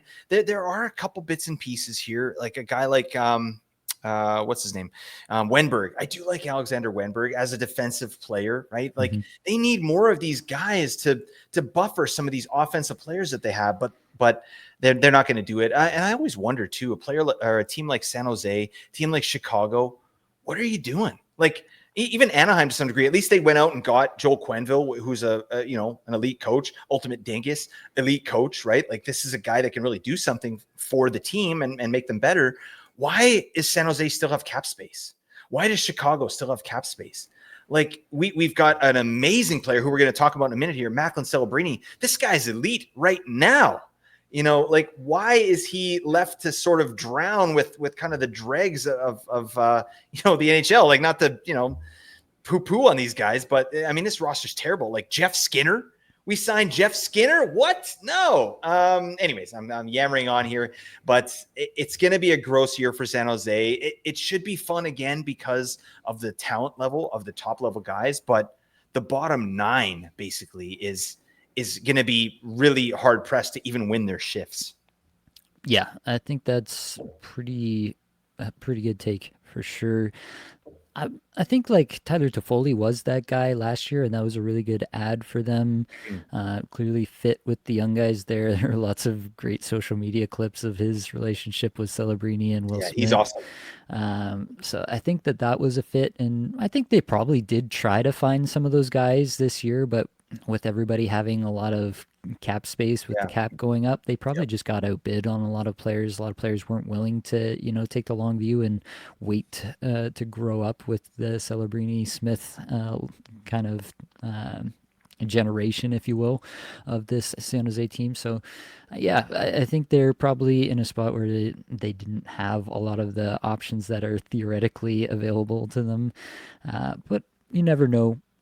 Either way, like I think you are depending on these guys to take a step, but like it kind of worked last year, and a lot of that is to do with how good Celebrini was. Yeah. But they clearly developed Smith. Like Smith had a terrible first half of the year, and then really turned it around in the back half of the year. That gets me really excited about true. A, Smith, but also B, Warsofsky and the coaching staff and their ability to turn around a rookie's season mid-season and have him have a great back half of the season. That is really exciting to me in terms of my trust in a coaching staff and what they're able to do, especially for young players and development. So yeah, it might not be a successful year in terms of wins on the board, but I'm relatively confident in their ability to put players in a position to succeed and not have the light die behind the eyes of their young players the way that it did seem like it happened for some of the guys in Anaheim over the past couple of years. All right, let's dig on the power play. Celebrini, Eklund, Toffoli, Will Smith, lock it up, throw away the key. Agreed, Blake? Agreed. Every time I hear Tyler Toffoli, I think Jeff Gillooly. Gillooly, right? You remember the bodyguard for Tanya Harding that like smashed Nancy Kerrigan's knee? You know what I'm talking about? Do you even know the words I'm saying right now, Nate? I know about the story. I didn't know who did the smashing. Jeff Gillooly. All right. Got it. Anyways, yeah, I agree with you. Let's go. Throw away the key. It's gone. All right. Klingberg should get the power play one quarterback rule at least until Luca Cagnoni gets his shot, in my opinion, and or Sam Dickinson at some point in the season. The problem with Klingberg is that he really is just probably a stopgap option. I do think he gets the power play one out of camp. I have literally no idea how long that lasts after that point. Probably until they can find a suitor for him on the trade market and he gets dealt. Oh God, just Klingon catching strays again here at Apples and Ginos. I loved what, and we'll talk about him, but I love what John Klingberg was able to do with the Oilers there in the playoffs. I think it was a different looking John Klingberg, a guy that was motivated and had altered his game a little bit to be a little bit better, well-rounded, right? Because he was clearly just an offensive defenseman. I think that San Jose is getting a better version of John Klingberg, maybe not offensively, but as a defenseman. I think I feel like that's kind of a nice trade or a signing, but yeah, I agree with you. He's probably this is a guy that's going to get signed somewhere else at the trade deadline or traded, right? That's what makes sense. But I do like Klingberg there, and I think that he should get power play one. You sign a guy like that, you're signing him for power play one. There's no one else on this team that can do it better than him. All right, and last thing, I mean, is there any chance for 5 forward here? Alex Wenberg got a ton of power play time last year. Could be a wrench in Tyler Toffoli's power play time specifically because he's the only vet. Like I do think there's no reason to take power play time away from your young core guys, Celebrini, Eklund, Smith, right? Yep. But maybe Toffoli gets booted off for Wenberg if they feel like they need that center guy to take faceoffs along with Celebrini. Like, I don't know. He got a bunch of time with the same coach last year, so you got to consider it. But maybe Wenberg is that fifth forward guy if they, if Klingberg doesn't work for whatever reason, if he gets traded away for whatever reason, Wenberg could be a fifth forward, maybe. Oof. I mean, how modern of a coach is Ryan Warsofsky? You're going 5 forwards with Wenberg. Wenberg. That reminds me of Office Space. You remember? You ever see Office Space? Oh God, Lumberg. There's a couple lines I would say here. Yeah, we're gonna have to get you to come in on Saturday as well. Okay. Anyways, you got to watch that movie, Nate. Damn, Office Space. Good God. All right, you got your Friday night sorted out. All right, you're watching Ace Ventura 2, then you're watching Office Space, and then you're gonna call me and we're gonna debrief. All right, is that a verbal agreement right there, Nate? I will make no promises that I can. Oh God, I hate this. All right. Please don't do a 5 forward power play on San Jose. I mean, if you want to get a bunch of shorthanded goals scored against you, then definitely do that. But you got the Klingon. All right. He's clinging on the shorts. You got the Dingleberries right in the drawers. All right. So, I'm sorry. All right. Let's get on to the projections. Macklin Celebrini. 32 goals, 46 assists, 78 points for me, 32 goals, 48 assists, and 80 points for you, Blake. Suffice it to say, both of us really like Macklin Celebrini this year. It was not hard to get him to this projection. It is not hard to envision him taking another step as a 19-year-old in the league. He was so good last year. Watch any clip anywhere. There were lots of Twitter clips flying around of him just being a neutral zone and defensive zone menace already at this age and providing tons of offensive value on top of it. Yeah. I am just all about Macklin Celebrini this year, and I don't care who knows it. I love Macklin Celebrini, and I want everyone to know, I'm shouting it from the rooftops. This guy's great. All-time name, too. Macklin Celebrini. That's a choice. Yeah. And it's a great choice. All right. Shout out to his parents. But yeah, this guy does everything well. Like all the stuff, like first off, individual shot and chance generation. Great. I mean, unbelievable actually on this team. Like this top line on San Jose is a legit top line. Like I would say that, right? I mean, Macklin Celebrini played with Tyler Toffoli and William Eklund. I feel like that's probably what it's going to be again. that's a legit top line. There's no question there. It's the bottom 9, like we talked about, where it really falls off a cliff. But yeah, this guy does everything well. He rushes the puck in. He drives play at an elite level as a 19-year-old. What the hell? This guy's career is going to be pretty storied, I think, at the end of the day. We're going to be looking at a superstar, right? And I always think about Macklin Celebrini versus Connor Bedard. Do you ever have that kind of thought in your head? Because it's interesting the way Bedard is right now. Like he's kind of like people are off Bedard. They're like, whatever. He's not going to reach potential. Like Bedard's elite, everybody. But Macklin Celebrini kind of, I don't know. He's stealing a little bit of shine there. Or like, talk to me. What do you think about Macklin Celebrini versus Bedard? Because for fantasy, you can get Bedard in like the 6th round. But Macklin Celebrini is going in the 4th round. Like, do you think that kind of holds water there? Yeah, I think it makes sense to me. I think Celebrini's projection is way safer. I think he's got way more to work with here in San Jose in terms of offensive talents. I think that he's already demonstrated at a younger age a better ability to single-handedly generate offense than Bedard has. So, yeah, for all those reasons, I would take Celebrini comfortably a round or 2 higher than I would take Bedard this year. I think it does make sense.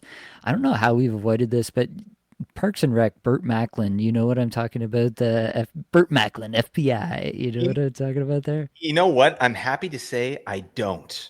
All right. Wow. I've never watched Parks and Rec. All right. This is fantastic. You know what? We're doing a reverse of the bit here, folks. Parks and Rec, it kind of just went by me. I never watched an episode. I don't know. Is it funny?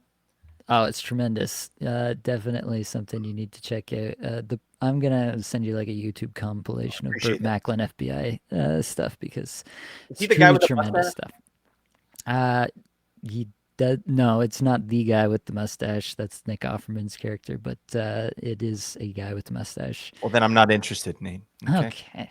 All right, that's not true. Send me my one reference that you don't know. All right, you're right. Shoots me down. You're 100% right. I got to get in on this. All right, let's do it. This is why I'll never watch Ace Ventura 2. Oh my God! All right, let's get into William Eklund. 20 goals, 42 assists, 62 points for me. 18 goals, 45 assists, 63 points for you.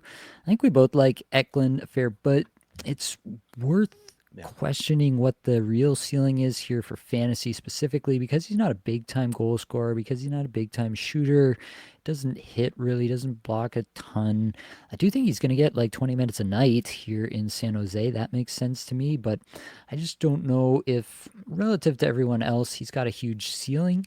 That being said, I'm also not convinced that we have seen the best of Eklund. He didn't spend most of the year with Celebrini last year, and it seems more likely this year that that'll happen with Granlund out of town, with Will Smith apparently being used as a center this year. They're going to basically retry him as a center in year 2 here.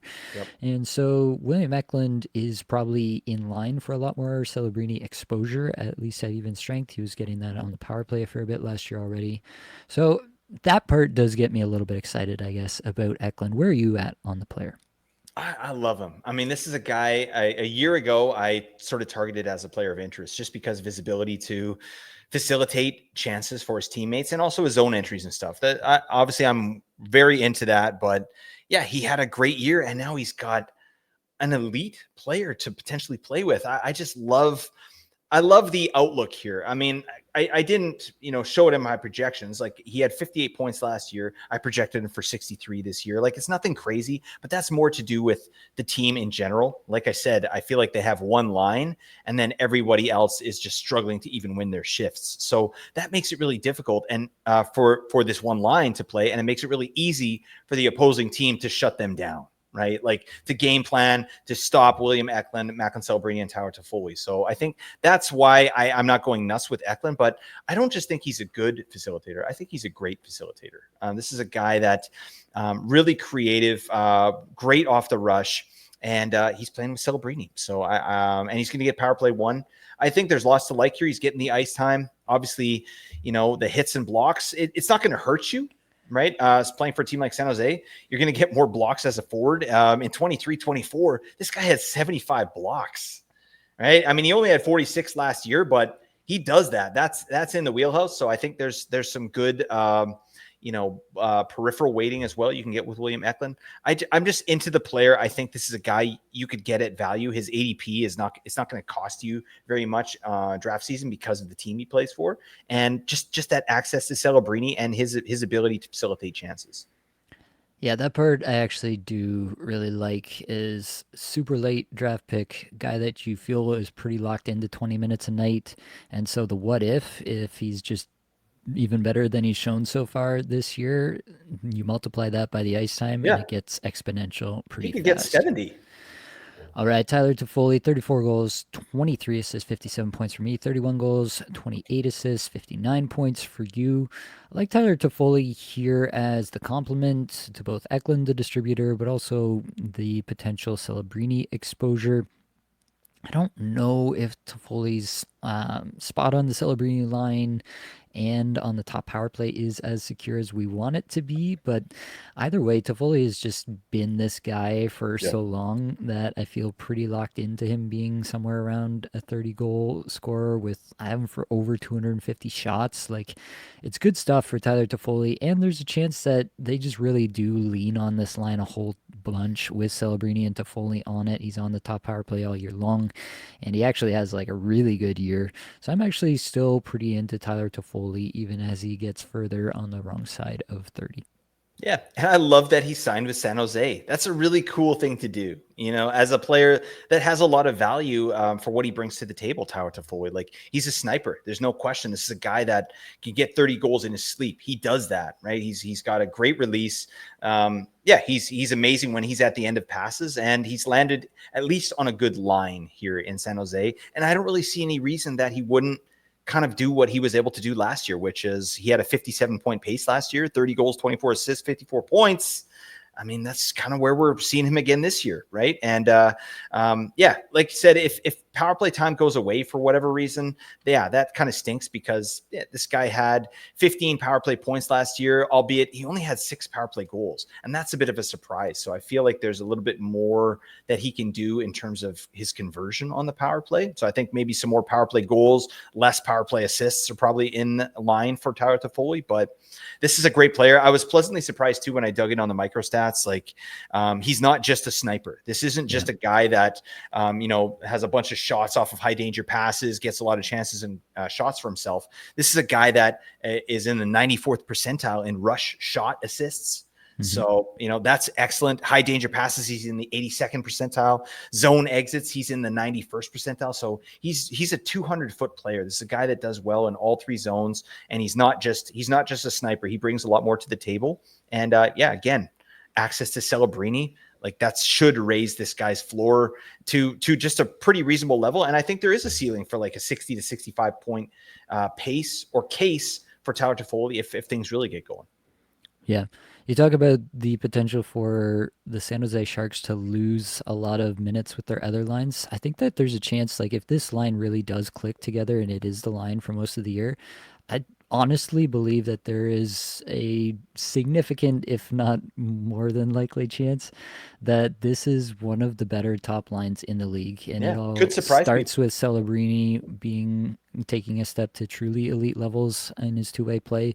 But Toffoli, you're right, is really good. Eklund, you're right, is really good as real-life players as well. I think there's a pretty good chance that this really does just work as a true top line in the NHL. Moving on to the second line, we have Will Smith. It does sound like they are going to try him as the 2C here behind Celebrini. Unfortunately, that obviously means no exposure to Celebrini at even strength. I'm sure there will be some times throughout the year in which he does play alongside Celebrini at the end of games when they're trying to win games. He'll be the 6th forward or whatever, or the 6th player, 4th forward on the ice. That's definitely going to happen as well. So do expect to see a lot of Will Smith and Macklin Celebrini highlights together throughout the course of the year. But either way, this is the player that we have the biggest difference on. I have him for 23 goals, 40 assists, 63 points. You have him for 20 goals, 36 assists, 56 points. For me, a lot of this is I think he's locked down a top power play role for the entire season, and he was pretty effective on that unit last year. So I do expect that he will be kind of the second focus of the power play after Celebrini. expect him to have a pretty big IPP on the power play there. I do expect that he'll actually be able to do a decent job of driving a line. I don't think that he's going to have the best line mates if he is going to play center for the majority of the year. That part is for sure. But I do think they'll be chasing a lot of games and he'll be put in a lot of high offense situations throughout the course of the year as well. And also, as I mentioned before, I just love when players are able to fight through a tough start to the season and really turn it on in the back half of the season. For, a guy who's small, he looks like a little kid, and all the off ice stuff that you see, all of the clips of him and Celebrini, they look like two children. I can't believe that I'm talking about these I know. players. Get off my lawn. Yeah, right. But yeah, just the fact that he really did turn it around and was able to, yeah, really start producing at a very high level for fantasy purposes gives me a lot more confidence in this projection than I would have had if it had just been kind of the season that he had, but spread over the course of the season. Well, and that's, we need to remember as well, they were managing his load. Giggity, they were doing that at the beginning of the year, right? So Yep. we like, they were easing him into the situation, and then once he was good to go, he hit the ground running. Like, this guy had 31 points in the last 32, what is that? 37, 18, 17, 37 games. All right. So yeah, I mean, that's excellent. I think this is a player that can absolutely do something for fantasy, but he did get all those points playing with William Eklund and Macklin Celebrini, right? So that's where I think I'm a little bit different. Like, if he does stick on that second line, like, who are his line mates? Like, Jeff Skinner, okay, who is, I'm not going to talk yang on Jeff Skinner. Like, that guy was buried in Edmonton, but he's an offensive player. He should get offensive minutes here. We'll talk about him in a minute. So that's a good line mate. No problem there with Jeff Skinner. But who's his right winger? Adam Gaudette, Colin Graff. Like, what are these names I'm even saying right now? I mean, like, so I have Will Smith for 21 power play points, I think, which I think he's going to do well on the power play. It's going to be him and Celebrini kind of setting things up, Eklund as well. But at even strength, that's really where I'm not seeing the efficiency and I'm not seeing the production, just based on the potential line mates that he's going to be playing with.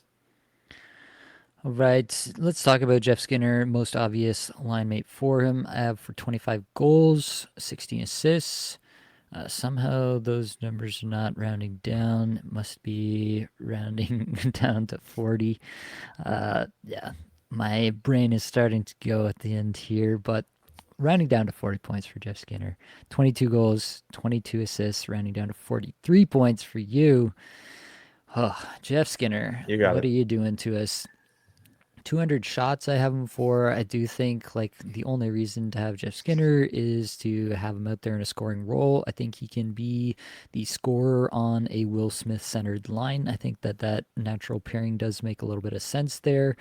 They will not hit anyone over the course of the year. That will not be something that happens. But yeah, maybe they do throw Adam Gaudette on the other side and he can go do all the hitting for both of them. I don't know. But either way, I think this is not a bad spot for Jeff Skinner. Yeah. I think he's streamable.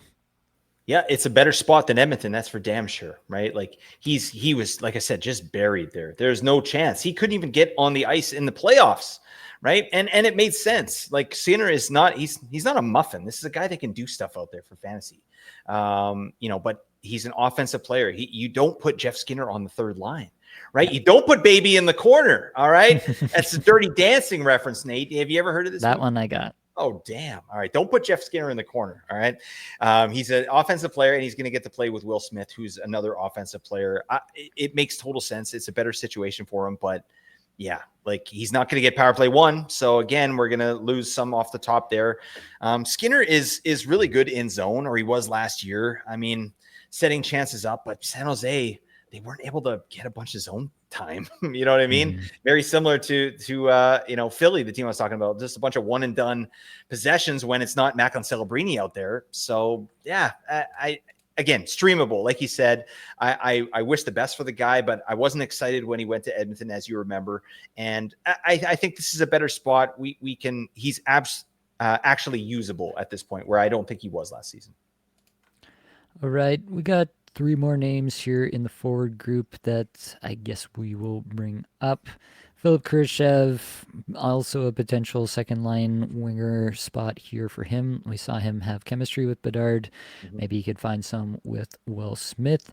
14 goals, 25 assists, 39 points for me. 12 goals, 23 assists, 35 points for you. Alex Wenberg, aforementioned kind of defensive specialist, but will get a ton of minutes. 10 goals, 23 assists, 33 points for me. 11 goals, 22 assists, 33 points for you. And then Adam Gaudette, who was acquired this offseason, 17 goals, 13 assists, 30 points for me. 13 goals, 17 assists, 30 points for you. Are any of these three players guys that you think you could stream at any point throughout the season this year?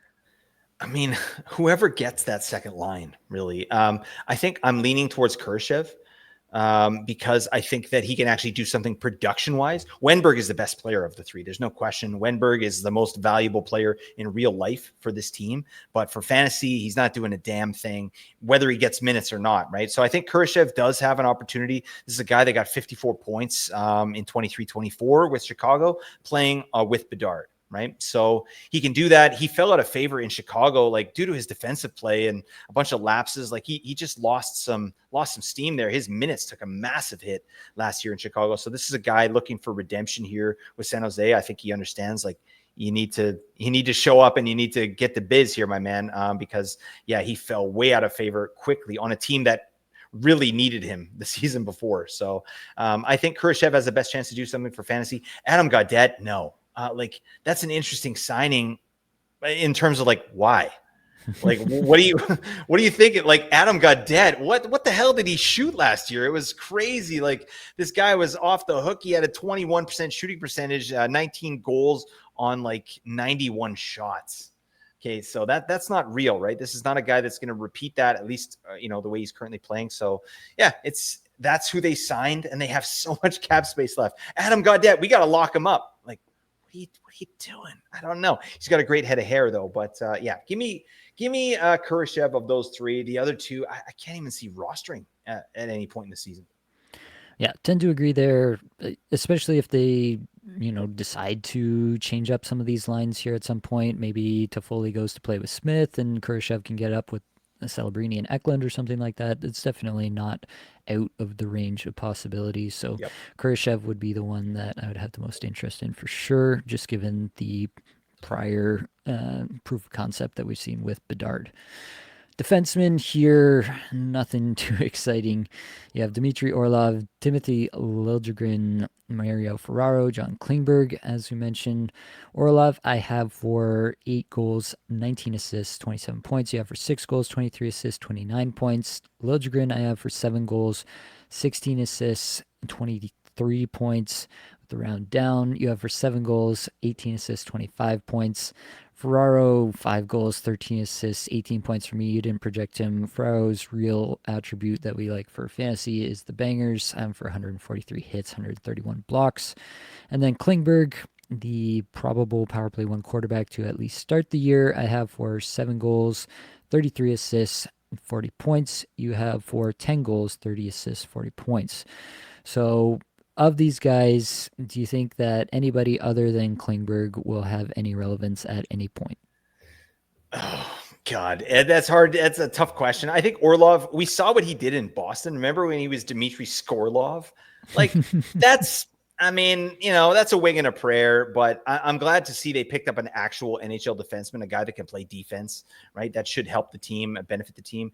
Liljegren is a guy that, I think there was some hope that he would be able to take a step offensively there with Toronto. Didn't happen. I'm not sure he's going to get that chance here in San Jose with Klingberg in town. So, if Klingberg gets injured, I think Liljegren goes to power play 1 and then we're cooking. Then I'm interested. Then I'm at least watching Liljegren and seeing what he can do. Because it's a guy that, he has some bits and pieces, but the other players there, Ferraro, the Bangers League, sure. Klingberg, I am interested in Klingberg as a last round pick, as a guy you can get who he should get power play 1. Right. I think I've got him for 15 power play points or whatever. 15 or 16 rounded up. So that's not nothing. Right. And there always is the potential that power play does something right? Like when you got amazing players like Macklin Celebrini on there and the like of players that we were talking about, like there's a chance they can actually, hit for some decent conversion. So give me Klingberg, give me Liljegren as a watch list player. Yeah, I think Klingberg, just for where he goes, like he's going very late. Even if you only get 40 games out of him and then he is traded, or they do try a young guy there, even if you get that out of Klingberg for where he's going in the drafts, that's not the worst thing at the end of the day. The problem is that he doesn't do anything else either. So he really has to have power play one, and that power play one has to be working for him to be valuable for fantasy. All right, Blake, who are your top 3 targets here? Macklin Celebrini, number 1, William Eklund, number 2, and Jeff Gillooly, Tyler Toffoli is number 3. Why would I go anywhere else? I mean, Will Smith is an honorable mention because of the potential power play points that he's going to get, but it's going to be slim pickings over there in Sharkland. Yeah, I went the exact same. Celebrini, Eklund, Toffoli, just given the likelihood of that being the top line, I can't really go any other direction. I do really like Will Smith, the player, but I am probably being a little excited with the projection there, and I'm probably a little bit more towards the high side with that one. I will admit freely. So, don't admit that. Never admit that. In terms of targeting players at ADP, that's how I'll go as well. All right, last up, we've got Seattle. Key departures, Yanni Gourde, Oliver Bjorkstrand in the offseason here. Andre Burakovsky moves on to Chicago. The additions, Kaapo Kakko in the trade there with the Rangers. Also Mason Marchment this offseason, which is an interesting piece. Just one more top 9 forward to add to the group here in Seattle. The coach, another change. Lane Lambert replaces Dan Bilesma. Can't possibly be any worse than what it was last year. So that part is nice, I guess. Yeah, I don't know what you want to say about Bilesma, but clearly not one of the better outcomes for first-year head coach that we've had in quite some time. Lambert, I will say, pushes play offensively. If you go back and look at the season difference between what he did when he came to the New York Islanders and what Barry Trotz did with pretty much the exact same group of players the year before, he had a pretty significant positive impact in terms of offense on the Islanders. So that part I'm actually pretty interested in, what he's going to do with Seattle here, what he might be able to extract from a team that feels like it should have a little bit more offensive potential than they've actually exhibited on the ice. So I'm at least interested. Lane Lambert has taken some assistant roles. Was in Toronto last year. So he's definitely seen some other things as well. So he might have a little bit of a different take on things this time around as a head coach. But I think that at the very least, we should be excited that it can't possibly be worse than Bilesma last year. I don't know. It could. Damn. I mean, we were saying the same thing about Dan Bilesma last year. We're like, this is going to be better. He's going to run a top power play. This is great. Yeah, he's got some acumen. No. So it's tough. It's tough with this team because it's not a top 9. It's a top 12. Like they got a top 12 team here. This is the stream team here in Seattle. So that said, I mean, Lane Lambert, it's the same story as some of the other coaches that we've talked about. He's got to come in. He's got to shore up the defense, right?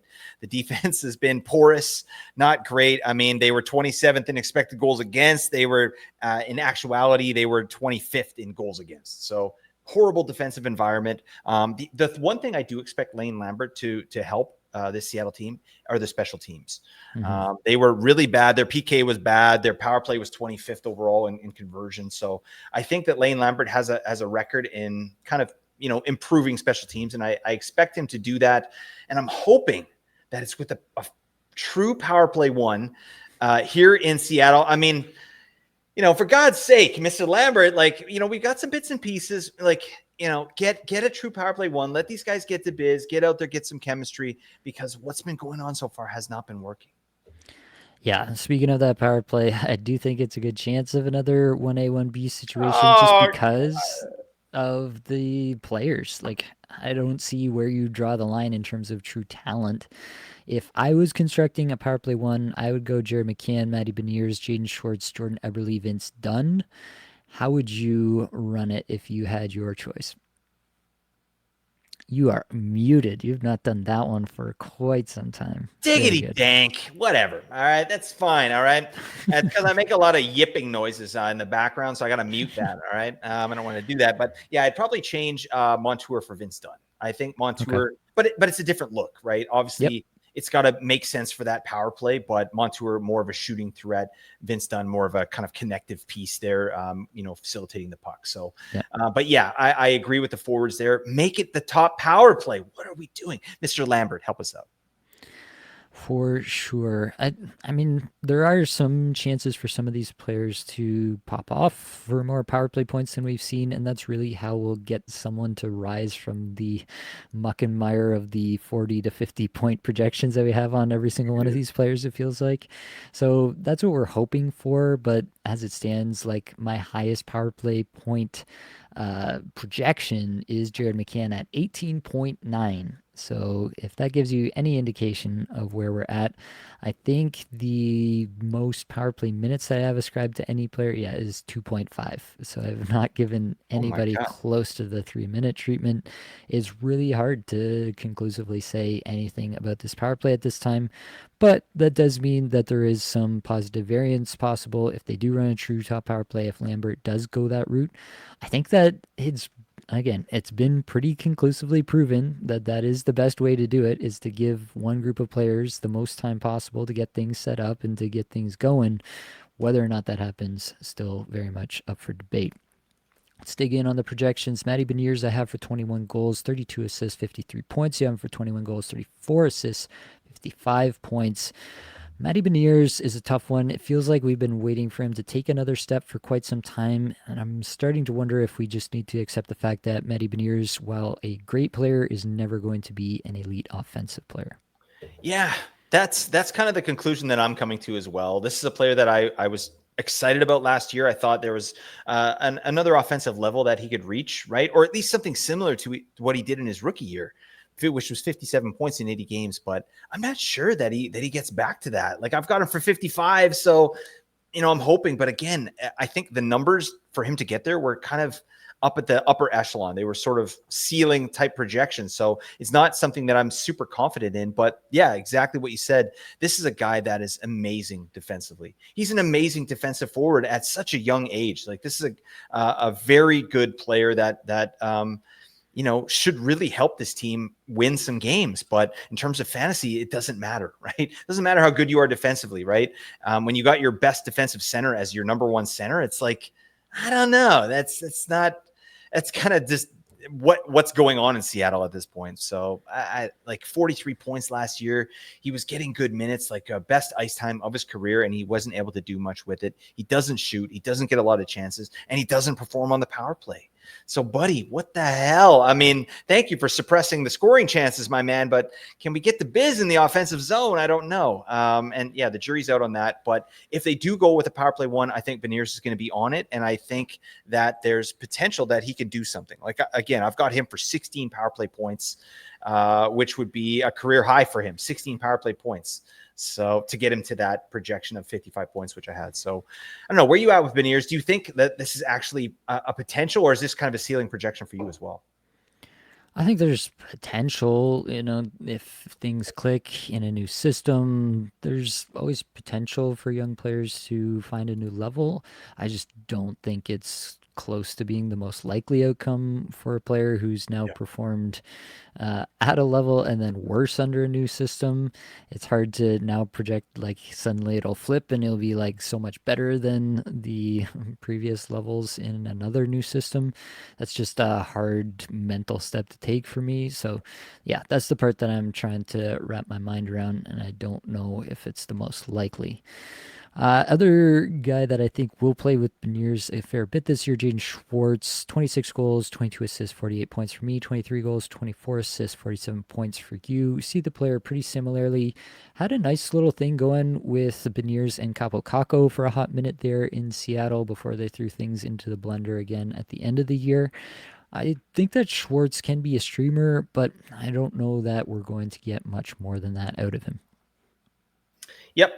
It's just every player we talk about with Seattle is going to be the same vibe. So just letting you folks know for the next 15 minutes, this is kind of the analysis we're going to be giving. It's like, Yeah, I mean, he could do something, but it's just, you know, with the line, the way it's constructed, I just don't see the actual upside of picking up a player like Jaden Schwartz. That's why it's like I call it the stream team, because these are all guys who are like, oh, great, Seattle has the most off nights this week. It's like, how the hell do I organize these players? You know what I mean? Because they're all going to be on your wire. But I do like Jaden Schwartz. There's some things that he brings to the table that I'm really interested in. Things like zone entries, right? Zone entries leading to chances. Jaden Schwartz does that. He does it really well, right? He carries the puck in. And like you said, that line with Matty Beniers and Capo Caco, that actually cooked for a little bit. And Caco, we'll talk about him in a second, but that's the player I'm actually a tiny bit interested in. I feel like that's a guy that's been kind of held down based on his deployment in New York and some other things. I feel like sort of landed on his feet here in Seattle with a better opportunity and good, or at least better line mates that suit his style. So Capo Caco I'm interested in. Jaden Schwartz I think is going to be kind of one of your top streamers for Seattle. Okay, Capo Caco, then I have for 20 goals, 27 assists, rounding down to 46 points. You have for 20 goals, 29 assists, 49 points. For me, the problem with Caco is that realistically, his underlying numbers didn't really get any better when he got to Seattle. It was all just efficiency driving his actual fantasy output. And so that's the problem with me. I didn't really see anything in what I was looking at that was suggesting that Caco was doing anything different that was getting him better results. He was playing more minutes and playing with potentially some better players than he was, getting demoted down to the third line with the Rangers. So yeah, it just kind of felt like a dead cat bounce a little bit for Kako when he arrived there. I'm really not convinced that this is a player who's going to sustain a higher level of play over the course of a full season. Yep, and that's fair for sure. I mean, we need to see more, right? But Capo Caco is a guy that is an underrated facilitator. He's a guy that can pass the puck pretty well. The problem is, who's the shooter on the line, right? Like Matty Beniers, no. Jaden Schwartz, maybe, but that's not great, right? So there are some things that I like about Capo Caco, though. I do think he's going to get more opportunity here. And that, when we talk about ice time a lot, like, oh, you got, a minute more of ice time, like that's great. But like, what do those minutes look like? Like, is that a minute with a top line or is that a minute with a third line? Right. And Capo Caco is getting a minute extra with the top line. Right. And he got more power play time in Seattle as well. So I think he's playing with better play. He's playing more minutes with better players. Right. It's still Seattle. So that's why, we're not going nuts or anything like that. But I do think there's a little bit of meat on the bone with Capo Caco. Also, some of the periffs, I think, got a little bit better with Seattle just by being out on the ice. So at the very least, I think he's going to get more ice time. Like this is a second overall pick in 2019. I think they want to kind of put him in a position to succeed. They gave him more minutes. They signed him to a contract. It's a player I'm watching for Seattle. And again, in terms of streamers, it's probably Jaden Schwartz or Capo Caco are the guys that I'm looking at. Next up, Shane Wright, I have for 19 goals, 27 assists, 46 points. You have for 19 goals, 25 assists, 44 points. I'm actually kind of into Shane Wright. He's not a big-time shooter. He's not a big-time hitter. But this 46-point projection I have on him comes with just 15 and a half minutes average time on ice. I think he's been pretty efficient in low minutes. Still a very young player. If there was a player to get elevated under Lane Lambert, it could be Shane Wright, and he could actually I can envision the ceiling for Shane Wright a lot more than I can envision it for a bunch of these other guys. I'll put it that way. Yeah, you know what? When I had Louis Boulet on my players of interest when we were talking about Seattle, and I brought up Capo Caco, I'm like, yeah, this is a guy I'm watching, right? And he's like, no, Shane Wright, right? And he made a pretty compelling case for Shane Wright as well. And yeah, we just need to see more ice time. And how's it going to happen, right? Like, we got a new coach in here, so what is he going to do? Like, he's behind Chandler Stevenson. Good God, like, punt Chandler Stevenson up to the sun, get him the hell out of my sight, get Shane Wright up there, but it's not going to happen, right? Yeah. So we got Matty Beniers, we got Chandler Stevenson, and then Shane Wright. He's pretty much locked in as the 3C. So his real value is going to be, can he get on power play 1? Or if they do a 1A, 1B, can he be as efficient as he was last year in his limited minutes? Like, this guy had 13 power play points, 7 power play goals in just 14 minutes average time on ice. And then, under 2 minutes power play time on ice. It's a great player. And I absolutely agree with you. I think there's something there with this player, but I don't see the ceiling case because of just where he's located in the roster. Totally fair point there. Jared McCann, maybe the guy that we're most attached to here on Seattle. I have for 29 goals, 35 assists, 64 points. You have him for 30 goals, 33 assists, 63 points. Jared McCann, by far, in my opinion, the most talented of these forwards, at least in terms of what they've exhibited on an NHL playing surface so far in their careers. Again, this was 17 minutes, 15 seconds, average time on ice. If you told me tomorrow Jared McCann was going to skate 20 minutes a night for the Lane Lambert-led Seattle Kraken, I would be through the moon. Through the moon? No, Through that the works. roof, Oh, over you the shouldn't moon? have corrected it. Yeah, you're fine. Okay. Over the roof about Jared McCann Roof. because I do think that this is a guy with a really efficient profile. So, given true power play one time, given true line one time, I think this is a guy that could push 70, maybe even 75 points in a full season. Until we see that, probably more in this range, but at least you can dream with Jared McCann. It's very true.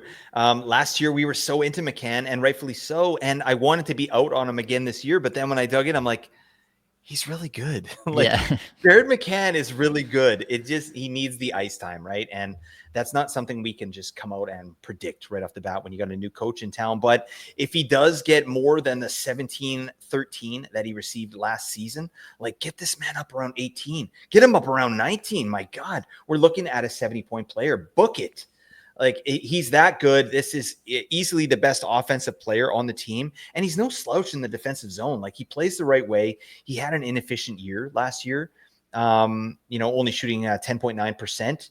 Get him a true power play one situation. He only played 2.5 minutes on the power play. I mean, this is so frustrating as a fantasy manager when you look at a player with this kind of underlying profile, and even just watching, to prepare for this episode, I watched a lot of power plays, a lot of goals for the different teams, and Jared McCann is amazing. He's a great player. You know who else I noticed was really good, buddy? Andrei Burakovsky. All right. He was awesome. He was all over the ice. So shout out to Andrei Burakovsky now in the Chicago Blackhawks. He's one of my favorites, but yeah, Jared McCann, just give him some ice time. We can't guarantee that. So that's why we have him projected the way we do. Yeah, one of the more mind-boggling decisions made by Dan Milesma over the course of last year for a team that struggled to score goals at times was to just continually not play the single player who is clearly better than anybody else on the roster at scoring goals. That's Jared McCann in a nutshell so far in Seattle. Jordan Eberle will probably play alongside McCann for a good portion of the year as he did last year. 18 goals, 30 assists, 48 points. For me, 18 goals, 32 assists, 50 points for you. Really hard to get excited about. Eberle, captain of the team, so he's going to get the minutes, but he is definitely nothing more than a streamer. Even in those cases, the goal scoring is just not there. He's never going to have a huge shot total. He doesn't hit, he doesn't block. It's all just streamer level stuff.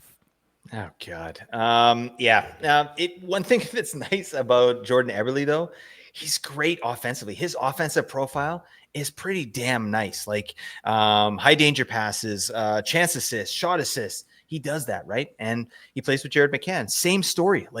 Get him some minutes. This guy played 16-16 last year. If you want goals, let's just say this. If Jared McCann and Jordan Eberle, if that line gets elevated where they're playing around 18 minutes, I am interested in Jordan Eberle as a streamer. Certainly, maybe a streamer with benefits, a guy that can actually put some assists on the board. He's not going to score a bunch of goals, but a guy that can get a bunch of assists playing with a pretty good shooter in Jared McCann. So it's really about the deployment here. This is a great offensive player, just not getting the minutes. Right, Chandler Stevenson, unfortunately, is a player that we still have to talk about. 15 goals, 34 assists, 49 points for me. 16 goals, 34 assists, 50 points for you. The problem with Chandler Stevenson, the biggest one I would say, is that he is signed until 2030 at a $6.25 million per year cap hit, which all but guarantees him a boatload of minutes in which he will be incredibly inefficient and basically just take up Shane Wright's ice time. Anything more to add on Chandler Stevenson, Blake? You know what? I'd love to sing the man's praises, but it's just not there. I'm sure he's a nice person. Okay, but in terms of fantasy, he's getting 51 points from just being out on the ice. You know what I mean? Yeah. And the power play, right? He's a good power play performer. I can't take that away from him. This guy, in terms of connecting the plays, like keeping the play going in the power play with the man advantage, yeah, he's fine. Like he had a career high 18 power play points last season. So we're not going to take that away from you, Chandler Stevenson. That's great, but everything else, like massive efficiency on the year, 18% shooting. He had 0.9 shots per game. Chandler Stevenson, 0.9, not even a full shot for Chandler Stevenson on the year, buddy. That's what you do. You put the biscuit in the basket. This guy's not doing it. So, you know, and he's signed to a massive contract, which means, like exactly like you said, he's going to get a bunch of minutes, and fair enough. I think his role in the power play is pretty secure, unfortunately. But yeah, it's going to be rough time for Chandler Stevenson. I hope that he's able to kind of get a little bit more of a return on investment for Seattle here. This is a guy that's got 65 points in the past. Granted, again, efficiency, power play stuff, big minutes. That's how he does it. But yeah, that was a head scratcher for signing, wasn't it? Definitely. Next up, Mason Marchment. This is the player we have the biggest difference on. I have him for 24 goals, 27 assists, 51 points. You have him for 21 goals, 23 assists, 44 points. I am pretty okay with Marchment where I've got him. I think that he's now demonstrated on two different teams, Dallas and Florida, that he can be a really efficient player, even in lower minutes, which is most likely what he's going to get here in Seattle. I think there are good enough players around him for him to succeed at a 50-ish point level. And so I feel relatively confident about this as long as he's getting a decent amount of power play time throughout the year for 13 power play points. What are you seeing about Marchment that has you a little bit lower on him here? Well, first off, a new face in a new place, right? And he's going from a wagon offensive team that was inefficient last year, Dallas, right? They had an amazing amount of expected goals, scoring chances. They didn't convert, right? So it was an inefficient team, but a great team offensively, going to a team that's inefficient and not great offensively, right? So he's going to Seattle here. Also, his line with Tyler Seguin and Matt Duchene, that was one of the best lines out there in terms of efficiency, conversion. They were great. They were generating a ton. Well, he's not going to have that here in Seattle. He's going to be playing with Shane Wright, who we do like, and Eli Tolvanen most likely, which is a decent line, but he's still going to be getting, you know, around 15 minutes. I don't know what you projected him for. I got him for just over 15 minutes average time on ice. So I think I'm just expecting a little bit of negative variance in terms of going to a new team, going from a team where he had some very good chemistry with his line on the third line and a pretty good role on the power play where he was getting 2 minutes power play time on ice, to a team where we don't know what's going to happen. We don't know if he's going to get that 2 minutes power play. We don't know if there's going to be any chemistry with him, Shane Wright, and Eli Tolvanen. And so for those reasons, I'm a little bit lower on him. I do like the player. If they moved Mason Marchment up to the top 6 and he was getting like 18 minutes, I am absolutely interested in the player. In fact, I'd take Mason Marchment over Capo Caco, Jaden Schwartz, any of those players if he was getting the minutes. But I'm struggling to see how he's going to get it, at least in his first year here in Seattle, maybe even just his first half of the year here in Seattle. And I think that's going to affect his overall production at the end of the day. Yeah, fair point. I mean, you mentioned the efficiency in Dallas. Like last year was a 62-point pace in Dallas, so I've given him an 11-point haircut on that pace to get him to 51 points here. I feel like that's reasonable. I have him at 15 minutes 45 seconds average time on ice, so I have him a little bit more time on ice, perhaps a little more power play time as well than you do. But overall, like again, I'm not drafting Marchment actively anywhere, so it's really just a question of can he be a great streamer. Agree that yeah, you tell me he's getting 18 minutes a night. Now we're talking about a player that we might be interested in for fantasy. Lastly, here, Eli Tolvanen, 22 goals, 16 assists, 38 points for me. 22 goals, 15 assists, 37 points for you. Tolvanen has a shot and he hits, and that's about it. He hits a lot. We should mention Yeah, like yeah. 216 hits is what I have him projected for. So that definitely plays at least as a streamer in Bangers Cats. You can count on Tolvanen to hit and then hopefully net you a goal as your stream. So don't want to discount his role as a Bangers Cats League streamer, but I think that's just about it. I think one of the best services we can provide our listeners here when we're talking about Seattle is telling you which players can succeed if they move up the lineup, Right. right? And I think Tolvanen is one of them, right? This guy's the hammer. He's the guy at the end of passes. He's got a great shot, and he beefs out of his mind. This guy had 237 hits last year, buddy. What the hell are you doing? Calm down. Okay, why are you so mad? But yeah, and until we know who's getting the minutes, it's going to be a mixed bag, right? Tolvanen is not a guy that really drives play. He's more of the kind of forecheck guy that the wall battle guy that gets the pucks to the other players on the ice that are sort of distributing the play. So I do like Tolvanen. Again, if he moves up the lineup, I'm interested, but I think I see him right now as a third liner. I see that he had a very efficient year last year, so I'm not sure he even gets 20 goals again next year, although I've projected him for 21 and a half. That's fine. I don't know what a half goal is, but if anybody can get it, it's Eli Tolvanen. All right. Yeah, just who are we getting when they move up the lineup? And Tolvanen is a player of interest. Moving on to the defense, Vince Dunn, I have for 15 goals, 39 assists, 54 points. You have him for 12 goals, 39 assists, 51 points. I really like the player that Vince Dunn has turned into. 177 shots, only 48 hits, and only 89 blocks. So he does kind of reduce a bit of his fantasy impact. With the peripheral stats there, if Brandon Montour wasn't around, I'd be even more excited about Vince Dunn. I think Vince Dunn is a really efficient player. Even strength, his efficiency is borderline elite, in my opinion. I think he's really, really good at driving offense at even strength and on the power play. Quite honestly, I think Vince Dunn is a really, really, really good offensive defenseman. Unfortunately, he plays for the Seattle Kraken, which means that a lot of that just kind of gets muted and comes out in the wash, and nobody really thinks of him as being as good as he actually is. But that being said, it kind of leaves Vince Dunn in a spot where I'm pretty happy to grab him in a lot of drafts to score in this 50-ish point range. I do think this, where I've got him projected at 54 points, is probably more towards the high side, unless he is part of a true power play one, in which case he could exceed the 15 power play points that I have him projected for currently. So I'm not like saying that Vince Dunn is somebody you should target because he's going to pop off for 60 points this year. But I do think that Vince Dunn is a really solid player that you're going to grab as your fourth defenseman and feel really good about it.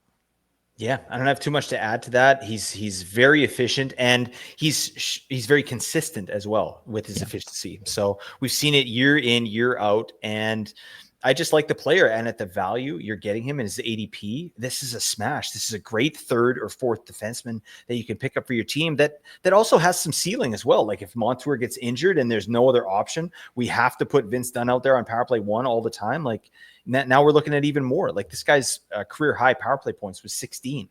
If he gets a true power play one, now we're looking at 20. Right? Plus his regular efficiency on top of that. So really good player, I think, is well worth your draft capital where he's being drafted. Right. Adam Larson, I did a quick projection on 7 goals, 20 assists, rounding down to 26 points. Really, if you are picking up Adam Larson, it's probably just a stream him. Bangers Cats, 128 hits, 154 blocks is what I have him for there. And then lastly, Brandon Montour, I have for 16 goals, 29 assists, 44 points rather. You have him for 70 goals, 31 assists, and 48 points. Montour has now kind of settled back. I was very excited about him in Florida, but I'm now kind of realizing more and more as the years go by that was just a product of, hey, Florida's pretty good at hockey, and Brandon Montour was a bit more of a product of that than he was driving it. He got in on a big chunk of it that year, but I do think that most of that was variance. Do think Brandon Montour, like he's going to shoot a ton, 220 shots is what I have him for, over a hit per game, over a block per game, but not by much. So he does a little bit of that. He's going to play a bunch of minutes because he's on a big contract there. Again, I'm struggling to get excited about Brandon Montour, but similar to Vince Dunn, I think he's going to occupy a similar space where you can do worse than him as your fourth defenseman. Yeah. Yeah. Again, not too much to add here. I love the goal production from the back end. Like, this guy had 18 goals last year. I love that. And he wasn't even getting power play one. Like, he had a 51% power play share. He still had 18 goals. That's massive. That's very valuable. And when we talk about value over replacement, defensemen that get 18 goals, there's not too many of them, right? And Brandon Montour did that on Seattle last year. So I really do believe in the player. It, again, it's a broken record here with Seattle, but we're talking about the way this roster is constructed and the way they've been coached up to this point, right? It's hard to get really truly excited about any of these players for fantasy. But if I was going to get excited about a fantasy defenseman on this team, it would be Montour to me. I think he has the most to offer for fantasy if put in the right position.